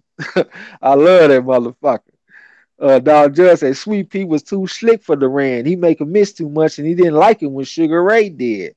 Okay, that's what's up. That was at 147 though, but you know Duran was at his absolute prime at 135. So I think he'll probably be tough at 135. But you do make a good point though for sure. He ain't like when Sugar Ray was doing all that shit. Ronald Fink said it's almost easy money betting on Canelo versus Triple G. You think so? You think it's easy money for Canelo? He damn sure gonna have a judge in his back pocket when he come in. You know how they do that shit. Yeah, Golovkin can go in there and knock his ass out, and there's gonna be one judge that got a 111, 119 or some shit like whatever that shit is for Canelo. You know what I'm saying? Dog just I think it would be impossible for anyone to beat Shane Mosley at 135 except maybe Floyd. Ooh, that's a hell of a claim. You got fighters like Joe Gans and Barbados Joe Walcott. Ah, man. Roberto Duran. I don't know, bro. That's tough. You know what I'm saying? That's tough, man. Shane Mosley, I respect him. I respect him as a fighter. He was one of my favorite fighters. Like when I was growing up, it was Roy Jones, Sugar Shane, and Floyd Mayweather. Those were my top three. I had to watch all their fights. I love Shane when he lost to Vernon Forrest. That was like a bad day for me.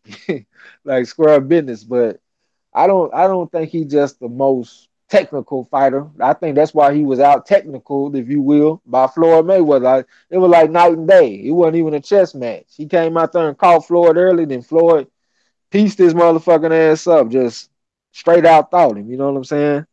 But I ain't mad at you though. Shane was bad. TZ Frank say salute. A lot of familiar faces here. What's up to Ronald Finkley already? Uh Ronald Finley said he ain't fucking with the zone. I ain't trying to buy that shit either, but I got to find a way to watch it. You know what I'm saying? 89 TV said ESPN is the land of the bad hairlines. Okay, bro, I ain't really paid attention to no hairlines. Rod X said I came to the corner to learn. Yeah, that's why I put that shit together. I should have waited before I read all that shit, y'all. Because it wasn't even that many people in here. It was like 11 people in here and I read that shit. That was kind of dumb. I should have stalled a little bit till more people came. Seshaw said I like to see water start going to the body. Well, being a tall, rangy fighter like Wilder, you kind of got to come down to your opponent's level to go to the body. You know what I'm saying? So, a lot of them tall, rangy fighters, they'll kind of maintain their range and stay on the outside. And when you stand on the outside, it's a lot easier to hit the head than it is the body. Most people, when they go to the body, they throw hooking type punches. They don't really throw straight type punches. That's why I was impressed when Tank Davis got his last win. I can't remember that dude's name, that Hispanic guy, Cuervos or some shit, but he hurt him to the body with a straight punch. You don't see that shit every day. Um, Lala D said, I got Andre Shocker. Yeah. We agree this time, though. Sean Icon said, I seen Andre fight. He ain't no joke, man. He gonna beat Billy Joe Saunders. Might even stop him. I don't know if he'll stop him because I feel like Billy Joe Saunders has the range. Like he has the footwork to get out of danger, to survive if he need to. You know what I'm saying? I don't think he's gonna sit up there and try to trade with Andre. I don't see now one of them is the hardest punches in the world, but Andre got some decent power. I think he got like 17 knockouts and 25 wins. That's like 68%. So it might be 16 knockouts and 25 wins, and he got a 64% knockout percentage. That's pretty decent. You know what I'm saying? But I don't really see him as just like a concussive puncher, but I think he got decent power though. 89 TV say how's boxing today? Everyone good? Yeah, we good, bro. You know what I'm saying? Scrapbook say salute. La Lee say, yeah, I love Scrapbook. Wow, yeah, that shit player, man, for real. Kid me say, look at his avatar. Yeah, he got a crazy ass avatar. Mr. Doc, what's up, man? What's going down? Yeah, I think hey, y'all forgive me for saying this shit repeatedly, but I think we had some player shit that you would have liked earlier, man. Let me run down what we went over. We did Benny Leonard, George Benton, Panama Al Brown, Pancho Villa, and Barbados Joe Walcott. As we broke them fighters down today, it was player. Uh, Let me see. B. Halver said, "Damn, that top five was lit." Okay. Let me scroll down. Scrapbook said, "Thanks, Trey. Salute, fam. Already." Oh yeah, that's another thing too, man. If y'all content creators, throw your shout up in the chat. Tell the people to subscribe to your channel. You know what I'm saying? We all family up in here. I know y'all get tired of me saying that shit, but it's square business. When it's the truth, shit, it got to be said more than once sometimes. You know what I'm saying? So y'all throw your shout up in the chat, man, and tell people why they should subscribe to your channel, and that'll be what's up. CB Sports, Carl Burrell, what's up with you, man? What's going down? Ronald Fink said, yes, sir, Marlo's Corner, watching all the great fights. Lala D said, I got to see it again. Canelo looks so worn out to me. I ain't even paid attention to nothing like that. You're going to maybe have to go take a look at him. He ain't on that clean, probably. Looking like he's supposed to look. Lil 95 said, nah, Canelo lost. Triple G was on that ass. Okay, that's what I thought I saw the first time. But when I went back and watched it, I just, that little shit that Canelo doing was just looking good, bro. It just wasn't consistent. So I can see why you thought they Triple G beat him, because Triple G was more consistent in the fight. You know what I'm saying? Scrapbook laughing. Ronald Fink said second time is the charm for Canelo. You feel bad for Triple G. Well, Canelo does have the style that is best suited for making adjustments. But the only thing for me for Triple G is that he has a very basic adjustment that he can make. He can just go to the body. Like he can just go look on the tape and he can see that he didn't go to the body. And that's just a simple adjustment that he can make that can be very effective for him. You know what I mean? Scrapbook said that's true. Mr. Dot said, I can't stand Canelo, but boxing logic says he should beat the old man second time around. Okay. Lala D said, I knew Tevin had a boxing uncle, but I thought it was someone else. Who did they say was his uncle? I done forgot, man. That shit done slipped my mind. Dog Judge said, and tell Kurt Sandy Sadler can't beat no Salvador Sanchez. No, he didn't pick Sandy Sadler over Salvador Sanchez. No, he picked Salvador Sanchez, bro. He said Salvador Sanchez is one of his favorite counterpunchers of all time. He said out of what he saw with his own two eyes, he thought that Holyfield and Salvador Sanchez were the two best counterpunchers he ever seen. So it's tough to find somebody that he would take over uh Salvador Sanchez. He even said he would take Salvador Sanchez over Julio Cesar Chavez Sr. You know what I'm saying? So he holds him in high regard. Lala D said her phone down. We're going to charge it up and come on back. PK Boxing MMA said, I'll listen to Trez call any fight at Marlo's Corner. Appreciate that, bro. We sure going to be on it. We might be calling the fight Thursday morning, man. Some fight that's going to be in some country for the super bantamweight title. I don't know the fighters' names or nothing. But they said they're going to be fighting on the ESPN Plus app. I pay my $5 a month. So shit, I'm trying to call some fights. You know what I'm saying? Real fast boxing, man. What's up? He say salute to the corner. Shout out to the LDBC. Peace to the chat. Yeah, shout out to the LDBC, man. Mr. Dot say careful with that word slick. Duran was an extremely sophisticated and well-educated fighter, not just a mauler and brawler he's perceived there. Yeah, that's square business. I even feel that same way again about Julio Cesar Chavez Sr. A lot of people look at him as just a straight up brawler. I thought he actually did some slick little defensive moves on the inside. You know what I'm saying? So I know what you're talking about. Only thing is, we did see him against a solidified pretty much everybody agrees that Pernell Whitaker is a slick fighter. Well, now hold on, I'm tripping. We saw him against Sugar Ray Leonard, and we saw him against a slick fighter, and we seen that what you know how that turned out when Leonard fought the fight that he was supposed to fight. Because in the first fight, he said he was going toe to toe with Duran no matter what. You know what I'm saying? And in the rematch, he went out there and boxed him smart, and he went out there and outclassed him. Even though I know there was some other shit surrounding talking about the Rand's weight and all that kind of shit too. Main Boxing Biker said, I heard Devin Haney is Floyd Mayweather Jr.'s son. Them dudes look like twins. You think so? They don't look nothing alike to me, bro. He definitely ain't his son, though. Mr. Doc said, wait. Are we talking Duran versus Mosley? No, Duran beats all 9 hells out of Mosley. Shane was way too easy to hit. I don't know if that was the matchup. It might be. I would take Duran over Mosley probably at 135 though. I would probably take Sweet Pea Whitaker over Duran, but I would probably take Duran over Mosley. Scrapbook, my bad if I contradicted myself. Scrapbook said Hector Camacho would beat Sugar Shane Mosley at 135. Easy work. Hector Camacho? I respect your opinion, bro. I don't know, man. I might have to take Sugar Shane Mosley over Hector Camacho. Mr. Doc say Shane doesn't beat Duran at any weight in his opinion. Okay. Man, Boxing Biker said my homie used to call me Shane Mosley because I was such a boxing fan and like Mosley. Mosley was a hard puncher at 135. Yeah, 30 and over, 28 knockouts. Dog Judge said Shane took them roids to get big to fight Oscar and he stayed at 135. Him and Floyd would have been epic. I thought he was getting a little too big for 135, but he also did want to chase that money and go get Oscar. I thought he could have went to 140 and been the baddest man on the planet. Me personally, you know what I'm saying? Uh, and I didn't really see Shane get big like he was on some roids for lifting weights until he lost to Vernon Forrest. That's when I saw his body physically change. So I didn't really see his body like that against Shane. I mean Oscar De La Hoya. I had that fight on the VHS tape too. That's one of my favorites to watch. 89 TV said Mayweather over Adrian Broner. Yeah, that's easy work.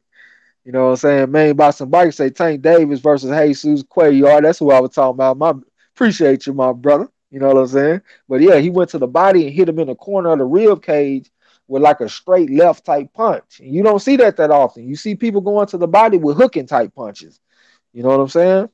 Uh, Mr. Doc said, and who did Mosley fight at 135? I ain't gonna lie, I do not know. I am not a 135 Mosley expert. I just remember seeing the record. You know what I'm saying? 89 TV say, who want to see Anthony Duck Joshua getting beat up by Muhammad Ali? Man, that would be an ass whooping, but I would rather put Anthony Johnson in there with somebody like a Ray Mercer or somebody. Somebody that's gonna go in there and beat the goddamn shit out of him. That's what I want to see. Ali a style on him, you know what I'm saying? And have mad, can't touch him, popping him with that jab, dropping that right hand on him. But I want to see somebody like Ray Mercer going there and doing like Tommy Morrison. You know what I'm saying?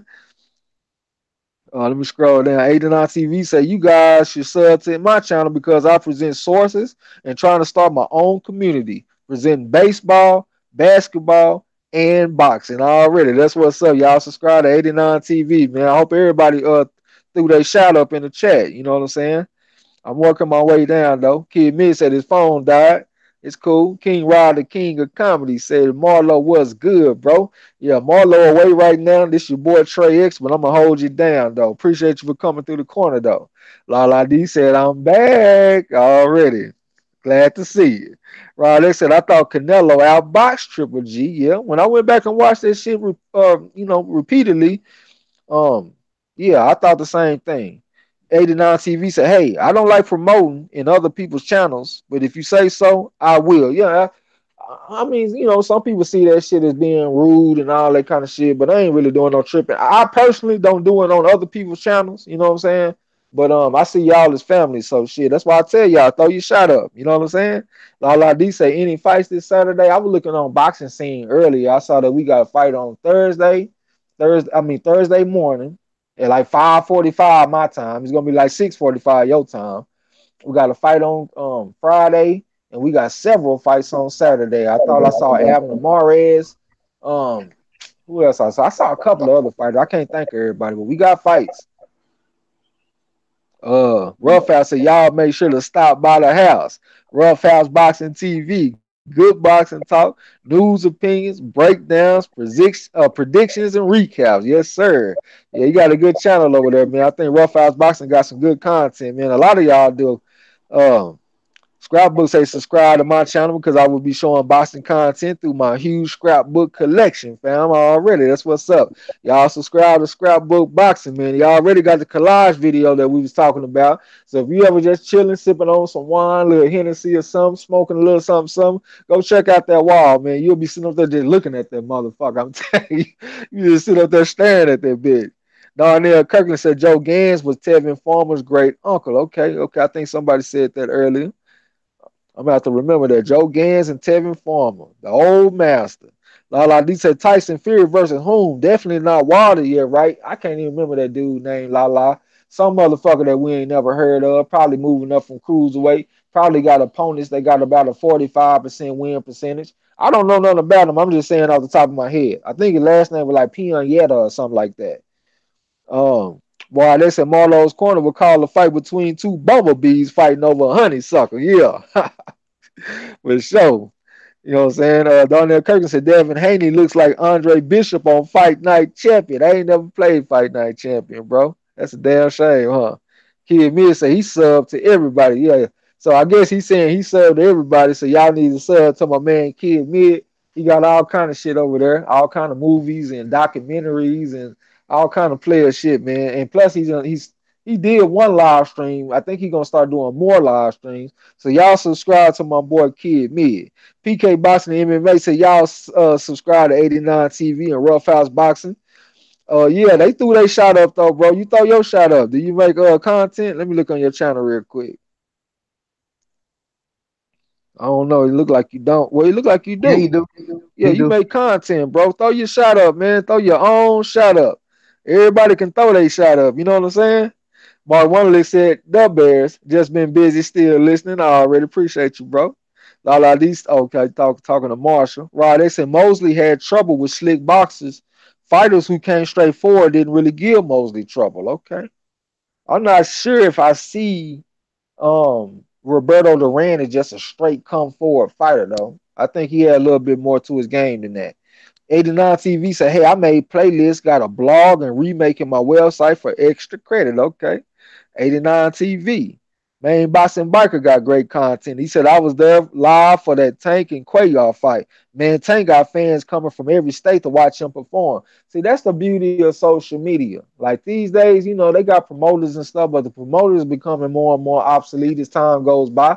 When you got social media and you got people like Tank that know how to take advantage of it, that's what's going to happen. This man is always on Instagram and Twitter and all that shit, posting this, posting that, posting where he at, posting who he with, what he doing. He keep his fans involved in his life and in his career at all times, and that's it's no surprise for him to have a big following, especially with the type of knockout power that he has. So I definitely am not surprised to hear that. You know what I'm saying? And y'all subscribe to Main Boxing Biker. He ain't throw his shot up, but subscribe to Main Boxing Biker. He got player content.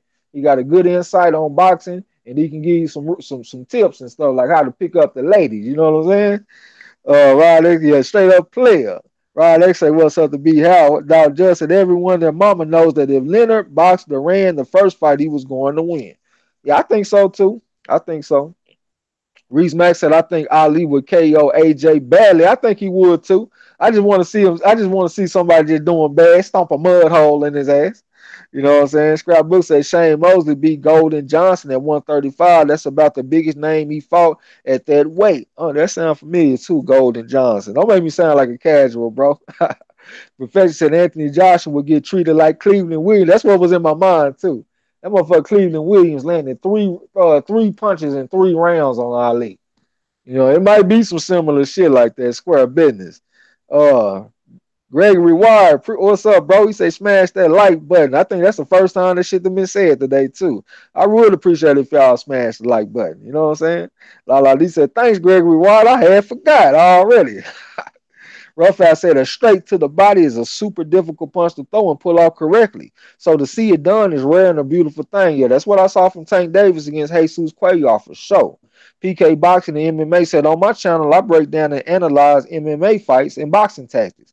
Thank you for your blessing and shout out my channel TRAE and MARLO'S Corner. Salute you for sure. Y'all subscribe to the homie PK Boxing and MMA. I'm gonna subscribe to you right now, man. I'm gonna go over there and check you out. Might learn a little something about MMA. I ain't just against the MMA. I just don't know shit about it. But I did go take a little Brazilian jiu-jitsu class for a little bit. Scrape my goddamn knees up. I still got scars on my shit to this day, rolling around on that damn mat with them people. The professor say, watch YouTube. They taking people likes. I already had to press the like button twice. Yeah, see, on my channel, like TRAE X, I can't hit like most of the time. So if I come through your channel and I leave if I leave a comment and you don't see the like, I can't. I try, bro, but sometimes they won't let me. Sometimes I hit like and it'll stay. Sometimes I hit like and then I leave and come back and the like is gone. I don't know what the fuck is going on. You know what I'm saying? And I actually made another account so I could go hit like on people's videos, so they don't think that I'm not hitting like on that shit. You know what I'm saying? But I don't know what's going on with that shit. Main Boston Biker said Frampton fighting on Friday, Jennings on Saturday. Yeah, I saw that Bye Jennings fight on Saturday. I don't remember who he was fighting, but I think the dude was like 27-2 or something like that. I gotta watch that, man, because I've never been a fan of Bye Jennings. I always thought he was weak as a motherfucker. Former football player and shit. He ain't weak as Seth Mitchell, but I thought he was weak though. Um, Lala D said Tevin better not dedicate his fight with Tank to his uncle. Yeah, he gonna get his ass knocked out. I think, but you know what though, Lala, I think Tank will beat him, but I want to see it though, because I know Tevin Farmer's a slick fighter, and I want to see Tank go in there and solve that puzzle. You know, that's part of being, growing up as a fighter. You know, you fight somebody like Tevin Farmer, they don't have a lot of power, can show you a lot of different looks. I don't know how good his chin is, but he seemed like he'll be pretty durable, where he can go some rounds. Tank is like 20-0 with 19 knockouts. You don't want to just go in there and steamroll everybody. You want to get you some rounds. You want to get some work. And right now, Tank's opponents have about a 52% win percentage. That's low as fuck to have 20 fights. So I need to see him fighting somebody like that. You know what I'm saying? 89 TV say everyone in this chat will get a wrench on my channel when you subscribe, because this is the LDBC. All right, bro. La D say just kidding. Main Boston Biking said Sullivan Barrera is fighting on Saturday. Also, damn, he back in the mix after getting the brakes beat off his ass by Bivol. We'll be checking it out though. Games PP, what's up with it, man? What's going down? Mark Wonderly said we're sleeper at the UK, dude. Is he ducking the corner now? I don't know where he is, man. I ain't seen one of them ones in a long time. You know what I'm saying? La D laughing, talking about the TRAE say player content. Yeah. If I was talking about my channel, I do think we got some player content, but I do feel like a lot of y'all got player content. Like I was saying, Main Boxing Biker, my man Roughhouse Boxing. I went and checked out 89 TV, be on the video games and shit, but he cool as fuck though. Real nice and shit. Um, if I done missed somebody, my bad, y'all. My mind be going kind of blank and shit. You know what I'm saying? King Rob, the king of comedy, say, Marlo, do you box? Marlo, he ain't never boxed before, but I boxed as an amateur when I was young. You know what I'm saying? I kind of see myself as a link to the past a little bit, because I had some old school trainers, Curtis Cokes and his brother Ernest Cokes, and Lynn Bullet Ball. He used to be a sparring partner for Larry Holmes. He beat Ron Law by second round knockout. He lost the first round knockout to Michael Dokes, but he was in the mix with the motherfuckers though. You know what I'm saying? Shout out to my coach. I love that man. 89 TV said, "Hey guys, I inspire you guys to talk some old school baseball and watch the playoffs. I'm trying to start the Lions Den baseball community. Give us shout outs like basketball and boxing. All right." Marshall Simmons said, Trex, I have one stat about Pianetta. He knocked out 30 people out of 38 fights, I think. What weight class was he at? Was he at heavyweight or was he coming up from cruiserweight? Damien P said AJ couldn't deal with Ali's movement over Jack. Nah, he couldn't fuck with no Ali, bro. Hell nah. You know what I'm saying? I just want to see him get savagely beat up, though. You know what I'm saying? James PP said Corey Sanders versus AJ. Hey, yeah, Corey Sanders, I don't know, though. He had that good win over Klitschko. I think that'll be a good fight. I might have to take Corey Sanders though. Scrapbook say salute to Gregory White. 89 TV say he used to wrestle. Okay. Lala D say, yeah, that's true. They take your light. Hold on.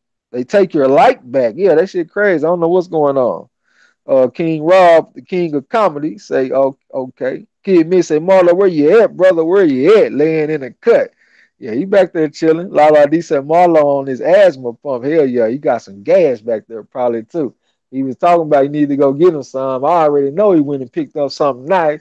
Whenever that motherfucker tell me a strain and I go look that shit up, it always be like, man, this is some straight gas. If you a beginner, don't even fuck with it. Square business. Gregory Wise say smash that like button. Appreciate it. He said I'm sporting my MARLO'S corner t-shirt. Salute to the entire corner. Appreciate that, brother. You know what I'm saying? Mr. Doc said MARLO'S corner. Thanks for checking out my latest vid. Got to expose people to the classics. Okay, I'm gonna go check it out too. I ain't even know nothing about it. Yeah, Mr. Doc got a player channel, man. Subscribe to Mr. Doc. He go back and he revisits some old controversial fights and like he'll rescore them and stuff like that. We was talking about recalling them, not necessarily rescoring them, but he rescores them on this channel. You know what I'm saying? So y'all go check out Mr. Doc on that player. 89 TVs. Also, I gave the WNBA shout outs and I called these fans hating on them. Okay. Lala D say, yay, free riches, huh? P Money, what's up, bro? What's going down? Yeah. Dog Judge said, hold on. I think you saying Usyk should hold on, what you saying? I don't know you mean Bivol should fight a cruiser. He probably dominated everyone except Usyk. I think that's what you saying, Bivol. My bad if I fucked up on it. He admitted say great drink missing. Yeah, we ain't seen great drink in a little while. He might come through in a trivia tournament or something though. You know what I'm saying? La D saying what's up to P Money. Um, Let me scroll down. Marshall Simmons said, Trey, can you box Red Pianetta? Yeah, I'll do it for next time. I could do it like real quick right now if you want me to. Or I could put together some little numbers and shit for you next time.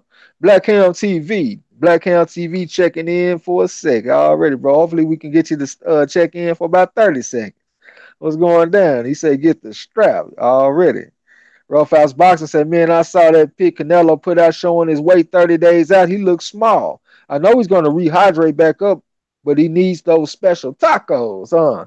Yeah, I ain't even seen that shit. I don't be knowing why fighters be getting so small weeks out before the fight. I don't be understanding that shit, but hey, maybe they know more about that shit than I do. I uh making weight is hard, y'all. That shit sucks. So I guess whatever they got to do, they got to do. I used to hate that shit, going around chewing gum and spitting and all of those shit. Um, Main Boxing Bike said off the bed, y'all. 11 p.m. here in New York. I got to be up at 3 a.m. for work. Y'all have a good night. Salute. Appreciate you for stopping by, bro. You know what I'm saying? La La D say nighty night. Yes, sir. I mean, yes, ma'am. Don Good Judge night, said fam. no Bye Jennings. Yeah, Bye Jennings weak. I don't like Bye Jennings. Oh, you saying Bye should fight at cruiserweight? Okay, my bad. I can see that. I can see that, bro. I think that'd be a good idea. I think he's too small for the heavyweights. And I felt like that was the beginning of the end for Klitschko too, when he was out there having a tough fight with Bye Jennings. That shit was, man, Bye weak as a motherfucker. P Money said MARLO'S corner. It's all love, family. I know what you own, fam. Yeah, you back there on that asthma pump. What you on, Marlo? Oh, he went back on mute. Hey, What you on? What you on, Marlo? I'm on some cookies, but this shit right here had me going to sleep.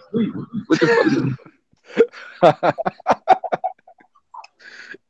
This motherfucking name, some some anthrax or some truax, whatever the fuck it is. They'll wake you up. Damn. You Yeah, go I'm gonna have get to look that up and see what that do. You said you got you some cookies too, though, huh? yeah, I got some cookies. Oh, it's All called right. Grizzly. yeah. I'm gonna look that shit up. Marshall Simmons said, "Yeah, do it quickly. Place my tablet upstairs. I don't even know what he talking about." Kid Mid say, "Peace to Maine."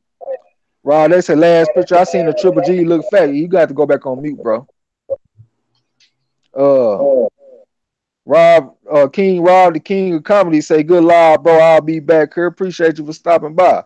Hey, bro, throw them people some rent. Oh yeah, you ain't on the laptop. My bad, my bad. Don just said, "Laugh my ass off." My fellow gym members. Hold on, what you mean?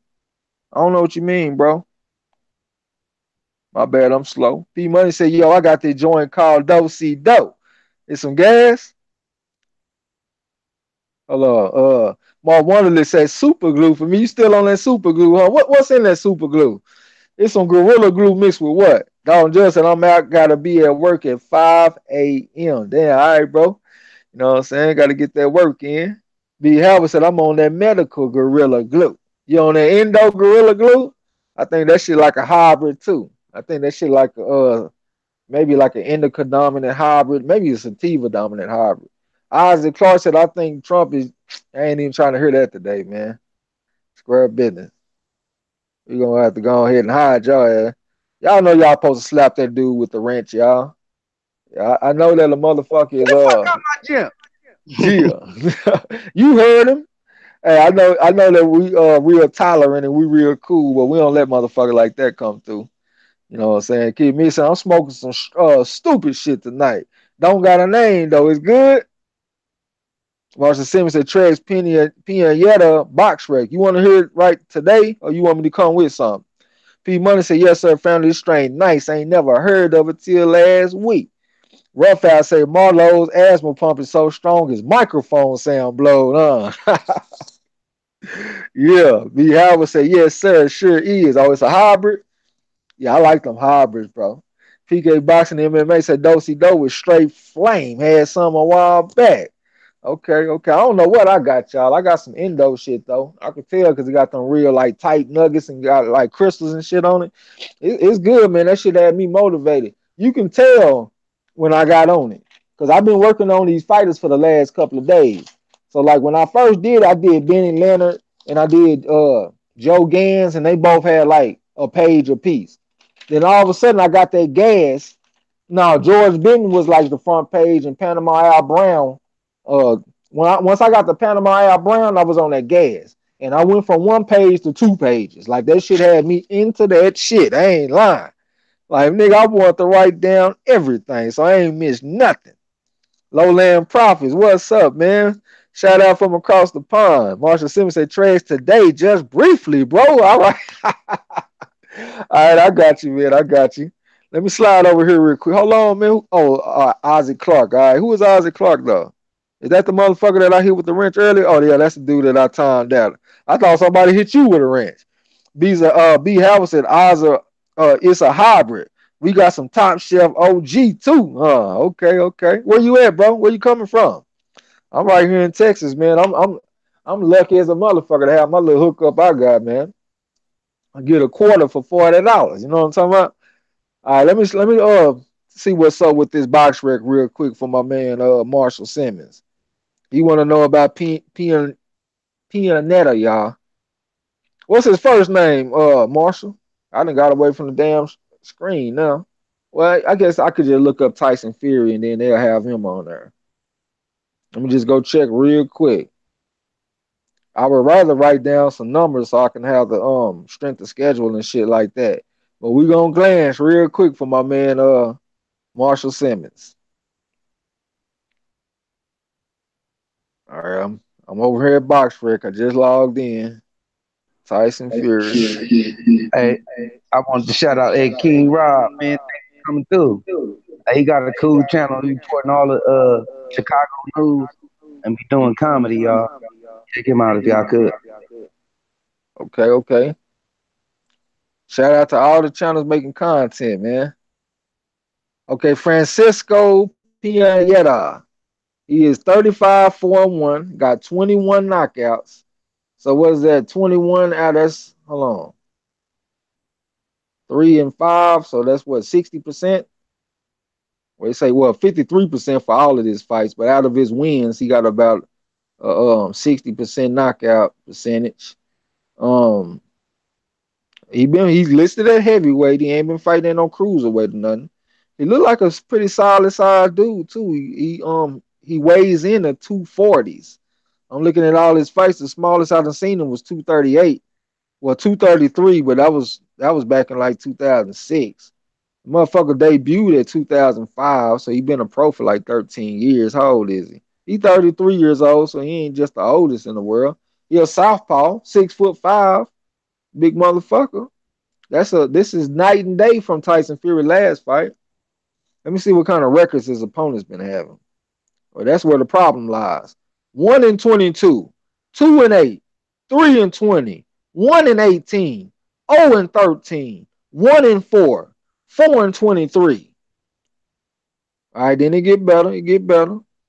33-20, 23-10, 24-12, 24-9. Then you got 18-0, 18-2, 17-0, 44-2, 22-3. So we get better. But then he backtracked for some reason and go back down to 13-19. And then he got some high shit, 9-1, 15-10. Then he go to 23-18. I don't understand that. And then he go back down to 21-37. I don't get that either. Um, Okay, the strength of schedule is about how I expected. I thought it would be pretty low. He fought some decent record wise. He fought some decent opponents recently. He took a loss by knockout to some guy named Kevin Johnson recently, and that guy was 31-8. He ain't the world beater, but he got knocked out by him. And he coming off a loss. His last fight was against Petar Milas, and he lost by unanimous decision. Yeah, this dude ain't nobody special. He did fight Vladimir Klitschko though. I didn't even know that. He fought him and got knocked out in 6 rounds. Yo, Tyson Fury should go out there and whoop him. He should go out there and whoop him. But he is a nice size. He got C6'5", about 245, 250, something like that. So yeah, I think that's gonna be cool. But next time, let me put together a little something for you, Marshall. I don't really like leaving the chat and shit. This Kurt Sugar, y'all. Hold on. Kurt, what's up?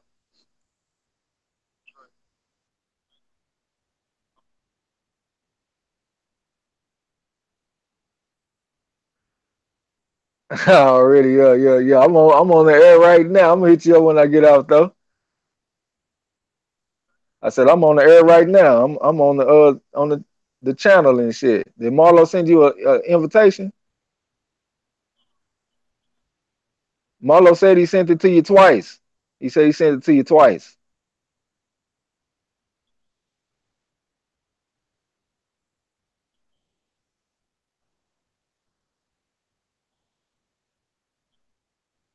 No, it's all good. It's all good. You did a good thing. No, you did a good thing. I like that you did that. But yeah, Hey, I sent I'm it to him online again. right now, man. So I'm gonna have to get back to the chat and stuff. I sent it to him again too.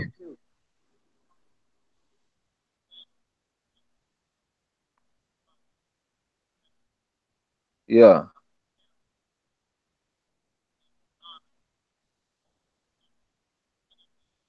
No, you did good. No, you did good. Yeah, you did a good thing. Yeah. I already knew you would. That's why I was thinking that shit.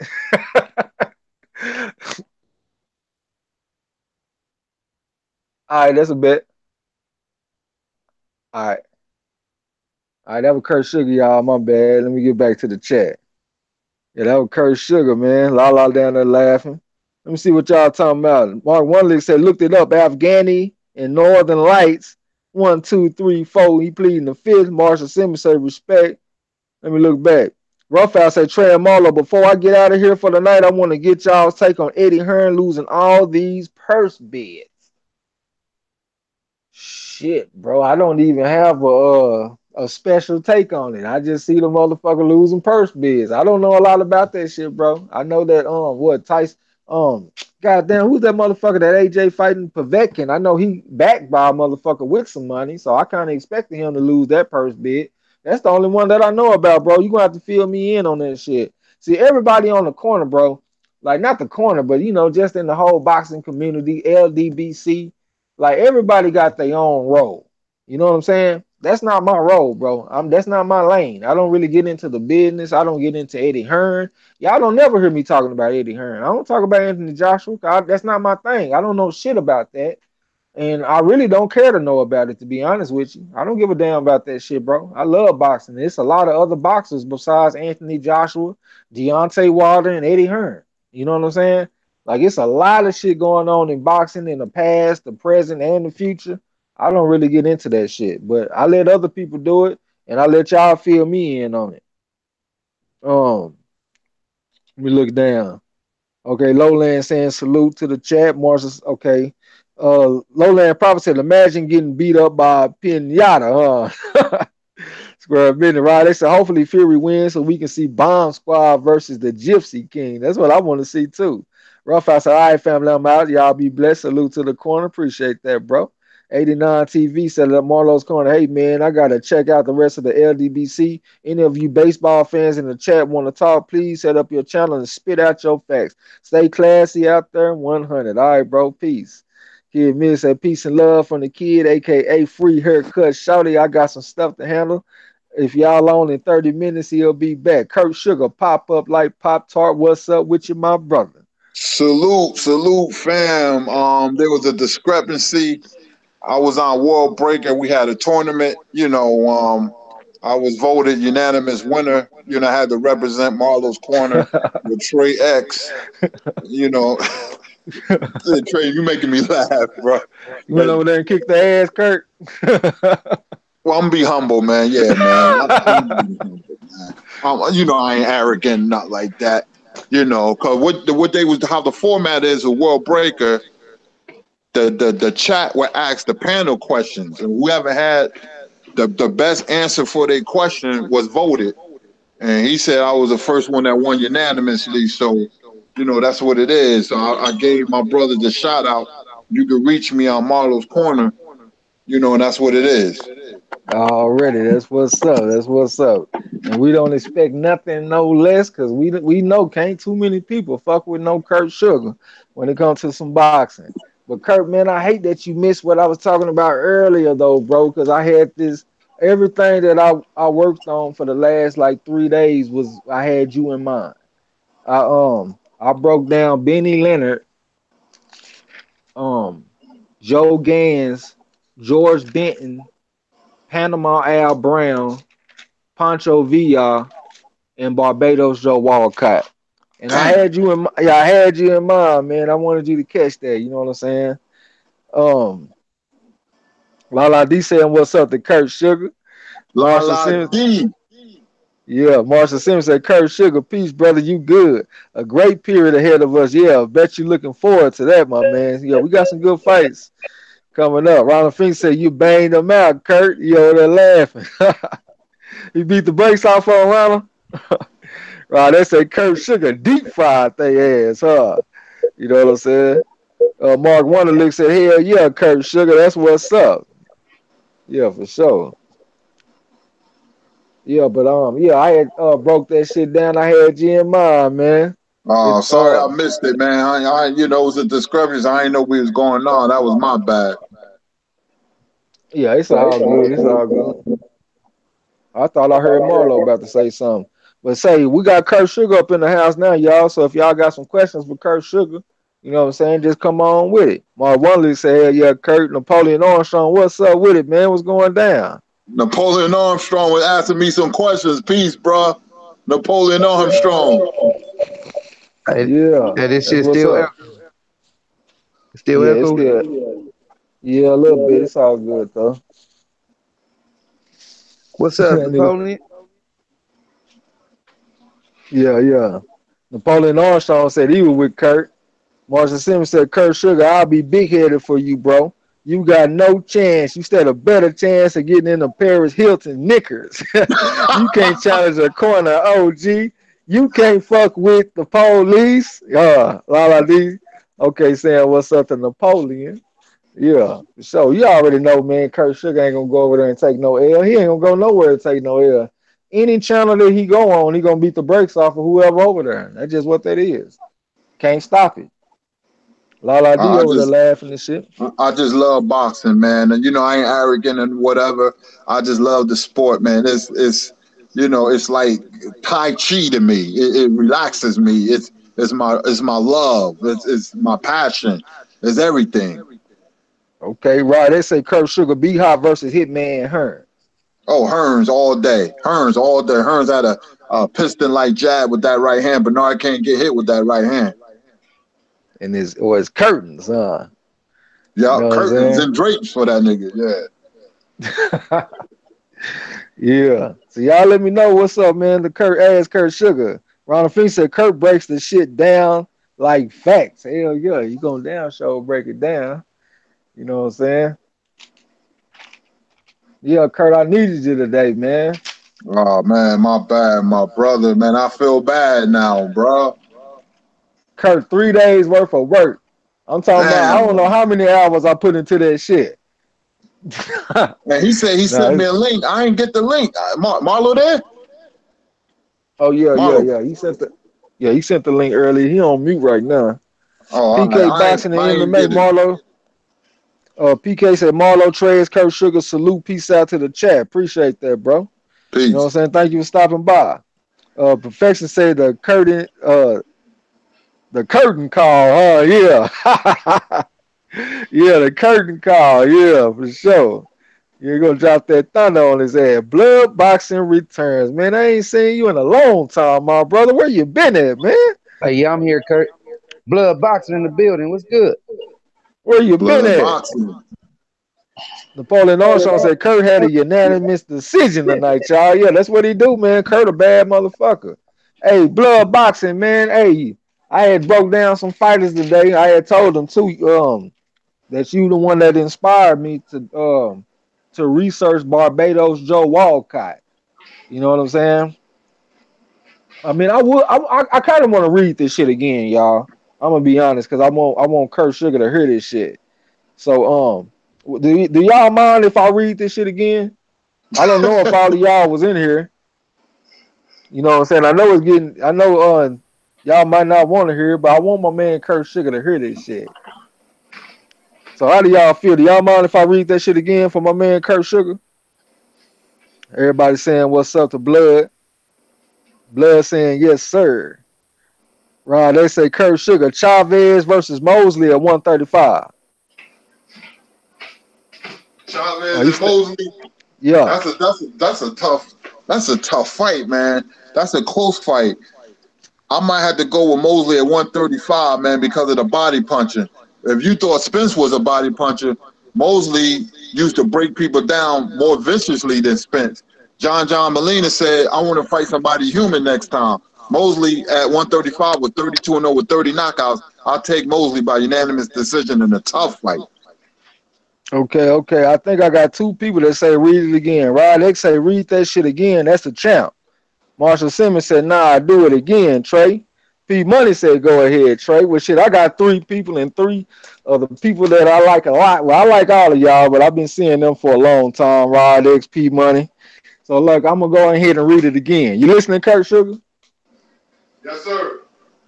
You sound far away as a motherfucker, man. All right, look. I'm going to I'm wait till right here, Kurt bro. get back. All right, Nah, I'm look. right here. So this is story time with your boy TRAE X. So the first fighter that I looked at was Benny Leonard. I'm gonna try to go kind of fast. So like he was 89, 6-1 with 70 knockouts.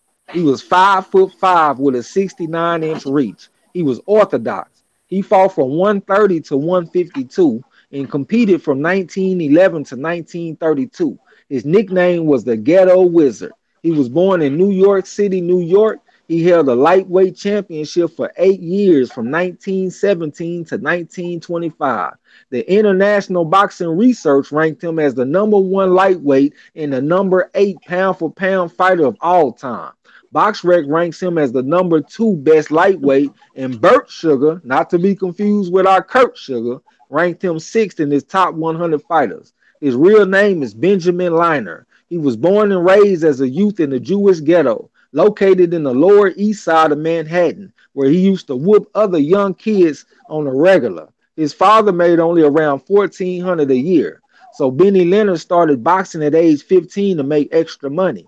He adopted the name Benny Leonard to hide his boxing career from his parents. He was known for his speed, lightning reflexes, excellent boxing technique, and an ability to think fast on his feet. He also knocked dudes out, which is illustrated in his 70 knockouts in 96 fights. He won the lightweight title on May the 28th, 1917, from Freddie Welsh in the third fight by knockout. In 1917, he beat reigning featherweight champion Johnny Kilbane by third round TKO. He officially defended his lightweight title 7 times in 8 years. He fought a draw with future 2-time welterweight champion Ted Kid Lewis for the vacant world welterweight championship. Many believe Leonard won. He has wins over great lightweights such as Charlie White and future lightweight champion Rocky Kansas twice. Leonard lost a welterweight championship fight to Jack Britton in 1922 for hitting Britton when he was down in the 13th round. Many suspect he was pressured into throwing the fight. He has other notable wins over Johnny Dundee, who was the 126 and 130 champ, Lou Tender, Pinky Mitchell, among others. He retired as lightweight champion in 1925. He made a hell of a comeback in 1932, beating 19 opponents until he ran into future champion Jimmy McLarnin, and he was knocked out in 6 rounds. So that's Benny Leonard. Great fighter. So then, all right, let me look in the chat real quick. I had got to read my damn phone had turned off. My bad. Okay. All right, y'all still up all right. Now look, my next fighter that I looked at was Joe Gans. So BoxRec has him at 145, 10, and 16. But I think on Wikipedia he was 158, 12, and 20. Both of them had him with 100 knockouts though. He was 5'6.5", had a 71-inch reach. He was orthodox. He fought mainly at featherweight and lightweight. He competed from 1891 to 1909. His nickname was the Old Master. Born in Baltimore, Maryland, Ring Magazine founder Ned Fletcher rated Gans as the greatest lightweight of all time. He was the first African-American world champion of the 20th century. He reigned continuously as world lightweight champion from 1902 to 1904 and from 1906 to 1908. First 2-time lineal lightweight champion in history. He started his professional career in 1891. He gained many fans with his scientific approach to boxing. He was known for competing with a game plan, a true student of the sport. He lost his first chance at the lightweight championship due to an eye injury against reigning lightweight champion Frankie Ernie. 2 years later, he knocked Ernie out in the first round to become lightweight champion. He is the third black champion behind George Dixon of Barbados, Joe Walcott. Gans had wins over former welterweight champion Eddie Connolly and Oscar Battling Nelson. Gans fought a draw with future welterweight champion Mike Twin Sullivan in 1905 and then knocked him out twice in 1906. He has notable losses to Terry McGovern, bantamweight and featherweight champion, and Sam Langford. Like other great fighters in the past, he sometimes had to take dives to get the fights he wanted.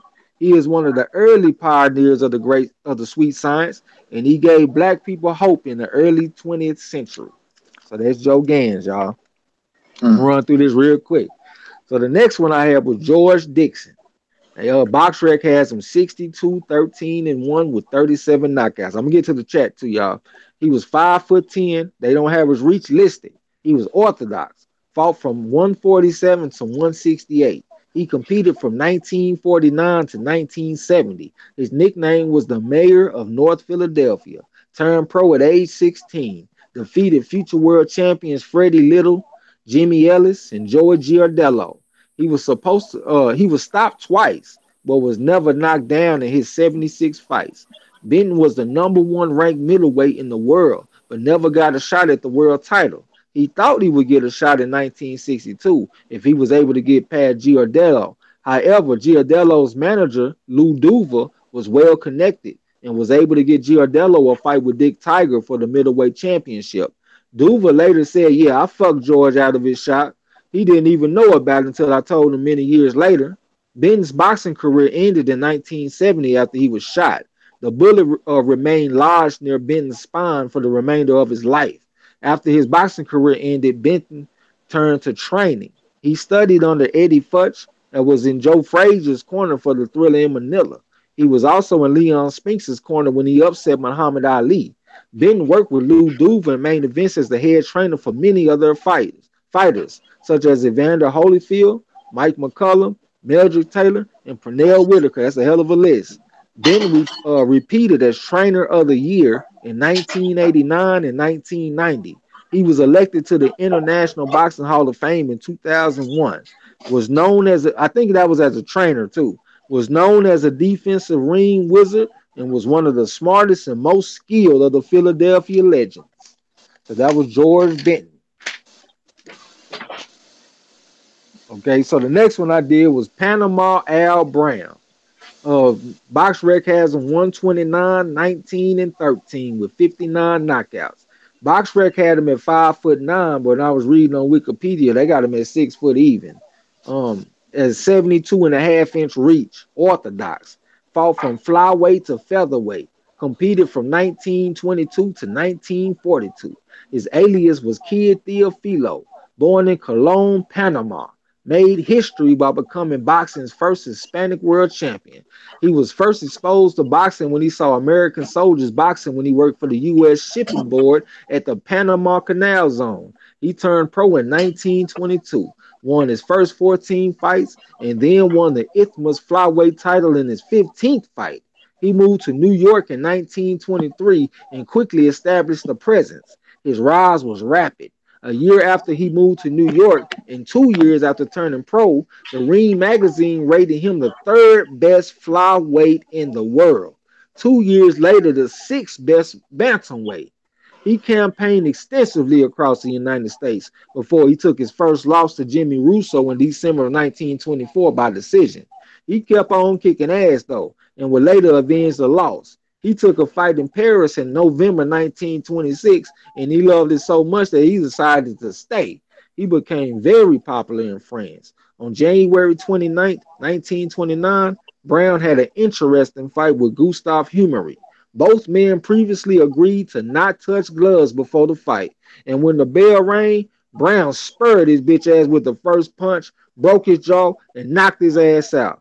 With the refs count of 10 seconds, the fight lasted only 15 seconds, one of the quickest knockouts in boxing history. Wow. On June 18, 1929, Brown made history by defeating bantamweight champion Gregorio Vidal to become the first Hispanic world champion in history. After the win, Brown became a national idol in Panama and an instant celebrity in almost everywhere in Latin America. Magazines such as Ring and Espanol were talking about his achievement 60 years after Brown made history. Still talking about that shit. Brown retained his title 9 times and had countless other fights before he fought a rematch with Humery in 1934. I think that's what they're saying. That ended in disaster. Brown was disqualified in round 6 in Paris for using illegal tactics. A riot broke out and Brown suffered several broken bones and was damn near unconscious before the laws could help him. 20 minutes later, the venue where the fight was held was entirely destroyed. He lost his bantamweight title to Balazar Sanchile, Belenguer, Spain. Brown won in the 1935. Brown won in the 1938 rematch, but by that time Sanchile had already lost the title. His rematch win over Sanchile is believed to be his last great fight. Brown decided to retire in 1939 after a knockout win. But Brown ended up moving to Harlem in search of work, but couldn't find any, so he went back to fighting, but not well. Brown went on fighting until 1942 and ended his professional career with a draw and a win. Shortly after, he was arrested for using cocaine and deported for a year. Afterwards, he returned to New York And in his late 40s, he took a lot of ass whoopings while serving as a sparring partner for up and comers at a gym in Harlem, making $1 a round. Brown died broke and of tuberculosis in New York City in 1951. He fainted, and the damn laws took him to the station thinking he was drunk. And what's called a Paris newspaper had just begun talks about organizing a fund drive or a GoFundMe, if you will, to pay for his return trip home to Paris. Panama Alfonso Brown was inducted into the International Boxing Hall of Fame in 1992. So that's Panama Al Brown, the first Hispanic world Incredible. champion. And he was black as coal and his hair nappier than mine, but he was the first Hispanic world champion. So Incredible. all right, so the next one was Pancho Villa. He was the first Asian world champion. Real name was Francisco Guerrero. His record was 77, 4 and 4 with 22 knockouts. He was 5'1". They don't have his reach listed on BoxRec. He was orthodox. He fought from minimum weight to bantamweight. Competed from 1919 to 1925. Born in the Philippines. His nicknames were the Filipino Whirlwind and Little Brown Boy. Boxing's first Asian world champion by winning the flyweight championship in 1923. Some consider him the greatest flyweight in history. He was never knocked out in his entire career, which ended with his sudden death at only 23 from complications from a tooth extraction. He was born in York, Negros Occidental, and was raised by his mother, who tended goats. When Villa was 11, he sailed to Iloilo City to work. There he befriended a local boxer and together they migrated to Manila. He would occasionally spar friends and soon started to attract attention. He fought his first professional fight in 1919. Within 2 years, he was the Philippine flyweight champion. His name, Pancho Villa, has been attributed to two men, Frank E. Churchill and Paquito Villa, depending on the source. Some say Churchill named him after the Mexican guerrilla leader, and some say Paquito Villa legally adopted Guerrero and then renamed him Pancho. Before coming to America, he had a non-fight rivalry with future American World Junior Lightweight Champion Mike Ballerino and went 6-3 against him. In 1922, Villa received an invitation from legendary promoter Tex Rickard, and y'all know that's the promoter that turned boxing into big business. But Tex Rickard invited Villa to fight in the United States. So he came over and he upset American flyweight champion Johnny Buff to win his title. He lost the title early the next year to Gennaro by widely criticized decision. Jimmy Wild, former world flyweight champion, had decided to come out of retirement and fight for the vacant title. Gennaro, the American champion, was a logical choice, but Villa's growing popularity after his upset loss proved that he was the more popular draw, so he got the fight. So Villa punished his ass. He dropped Wild in the fourth and the fifth. Then he knocked his ass out in the seventh. Wild Damn. never fought again. Villa returned home to Manila as a hero. He defended his world title several times and never relinquished it until his death just 2 years later. Villa returned to the States to fight a non-title fight with Jimmy McLarnin. Leading up to the fight, Villa's face became swollen because of an ulcerated tooth. Villa went to the dentist to get the tooth extracted the morning of the fight. He still went on with the fight though, but spent most of his time protecting his face, so he took the loss. 2 or 3 days later, he had 3 more teeth extracted. Instead of his prescribed bed rest, Villa spent most of his time chilling with his friends. His condition worsened and he had to be rushed to the hospital. His infection had spread to his throat and he died the following day. But look, his wife felt like he was set up though, because he lost that fight. He lost to Jimmy McLarnin. He was a huge favorite, and he ended up losing losing the fight. And his wife felt like he was set up by some underworld people because of that loss. You know what I'm saying? But he was inducted into the International Boxing Hall of Fame in 1994. That was Pancho Villa. And this the last one, y'all, Barbados Joe Walcott. 87, 24, and 24 with 57 knockouts. 5'1.5" with a 65-inch reach. Orthodox. Fought mainly at lightweight and welterweight. Competed from 1890 to 1911. Nickname was the Barbados Demon. Born in Demerara, Guyana, He was a second ever black world champion and was the world welterweight champion from 1901 to 1906. As a youngster, Walcott moved to Boston in search of work. He eventually landed a job in a boxing gym and became popular with even the best fighters for being a good scrap before he turned pro. He both boxed and wrestled as an amateur for about 2 years.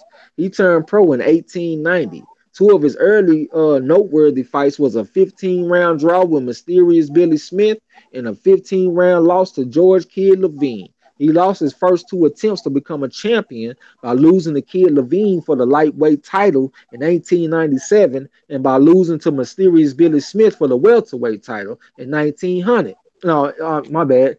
For the welterweight title. Then in 1900, Walcott fought a light heavyweight named Joe Choinski and beat the brakes off his ass. And that was a light heavyweight, y'all. This man fought from lightweight and welterweight, but he beat the brakes off a light heavyweight. He was outweighed by 16 pounds and conceded a full foot of height. Walcott dropped him 5 times in the first round and made the ref call it off in the seventh round. Who the boss? In 1901, he beat a future light heavyweight champion named George Garcher by 20th round decision. On December the 18th, 1901, Barbados Joe Walcott became the second ever black world champion by defeating reigning welterweight champion James Rube Ferns by fifth round TKO. On April 4th, 1904, Walcott defended his title against Dixie Kid. Dixie Kid was easy work, but the referee stopped the fight with just seconds to go in the 20th round for no apparent reason. Walcott is said to have won every round except for the seventh round. It was later discovered that referee Doug Sullivan had bet on Dixie Kid to win to beat Barbados Joe Walcott. The referee done bet against him, and since he was winning, he done stopped the fight. So look, in 1904, Walcott fought a 15-round draw with Sam Langford. Langford started out strong, but Walcott rallied late to get the draw. On September the 30th, 1904, he scored a draw with Joe Gans. Many believe Joe Gans won, though. Walcott had his moments, but Gans was a superior boxer. On October the 16th, 1906, Walcott officially lost his welterweight title to William Honey Melody by 12th round TKO. Walcott quit, claiming his arm was injured in a 9th round. Rigondeaux. Melody got dropped in the first round, but rallied back and started beating the brakes off of Walcott late. Walcott took a year off and then returned in 1907. He won some and he lost some, but he did get some good wins, like beating hard-hitting middleweight George Cole twice. And keep in mind, this man was a lightweight and a welterweight. Walcott fought his last bout on November the 2nd, 1911 against Tom Sawyer. Walcott walked out the ring before the end of the one-sided 12th round TKO and said to the crowd, "I'm 40 years old and I guess I'm done with this shit." He fucked off all of his money and eventually found work as a janitor at Madison Square Garden. He died at age 62 in a car wreck, October the 4th, my birthday, 1935. Barbados Joe Walcott was inducted into the International Boxing Hall of Fame in 1991. I appreciate y'all being patient with your boy. Great stuff, TRAE, man. I could listen to this all night, man. We have no idea what those fighters went through, man. They was truly warriors. Great fighters with a capital G. Yes, sir. You ain't lying. Let me see what y'all talking about. Let me see what y'all talking about in the chat. I'm gonna scroll back some. All right. Ronald Finger say, yo, y'all my boys, bro, already. Damon Peace. All right, I'm back. The Kush got me in the lane, Teddy Wood, what's up with you, bro? He said, what's up, everybody? We ain't no crackheads either, boy. We're gonna be up on Thursday, probably covering that fight if I can. Right? They say, remember, Marlo's Corner still gotta do the featherweight lineage, by the way. I've been studying. Yeah, we sure do gotta do that featherweight lineage, man. Blood saying, what's up to perfection? Teddy Woods, I see blood in here. We've been missing your videos. Lala D saying, what's up to Teddy? Lala D say, wow. Games PP saying, what's up to everyone? What's up with it, man? You know what I'm saying? Spirit of Justice say Joe Gans might be the GOAT. Hey, he can't beat no Floyd Mayweather according to Kurt Sugar. You know what I'm saying? Reese Max said, is that video of that 15-round knockout? Who was that got that shit? That was Panama Al Brown. That was back in like the 1920s and shit, so. More than likely, no, I don't think so. Professor say dude was a beast, huh?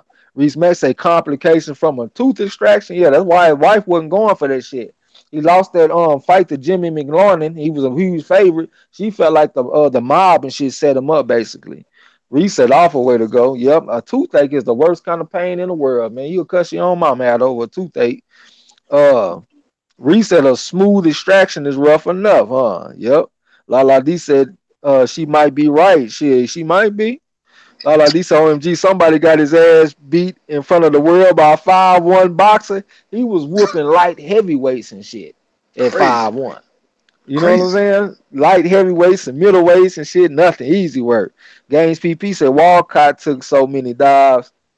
Well, a lot of them fighters had to take dives to get the fights that they wanted. I mean, he was the second ever black champion. You ain't gonna get them kind of fights without taking some kind of dive, bro. Joe Gans, George Dixon, all the motherfuckers had to take dives. You know what I'm saying? Gaines PP said the Walcott had 200 bare knuckle fights too. Yeah, I didn't see a number on them, but I don't doubt it though, man. A lot of them fights that they was having back then, they ended up being no contest and shit, and they never got recorded. Same thing go for Bill Richmond. They got him at like 17-2. That motherfucker had a whole bunch of fights. Tom Molyneux, they got him 5-3-1. Ain't that a bitch? And this motherfucker probably had 300 slave fights. Yep. So you know what I'm saying? Professor said Walcott was a warrior. Hell yeah, they all were warriors back then, man. And what tripped me out too, though, when I saw Barbados Joe Walcott, that motherfucker that looked so strong, man. The body fat percentage was so low, he was just cut up, man. Like that motherfucker looked like a strong ass fighter, y'all. Square business. But yeah, I ain't want to take all the attention off the Kurt Sugar though.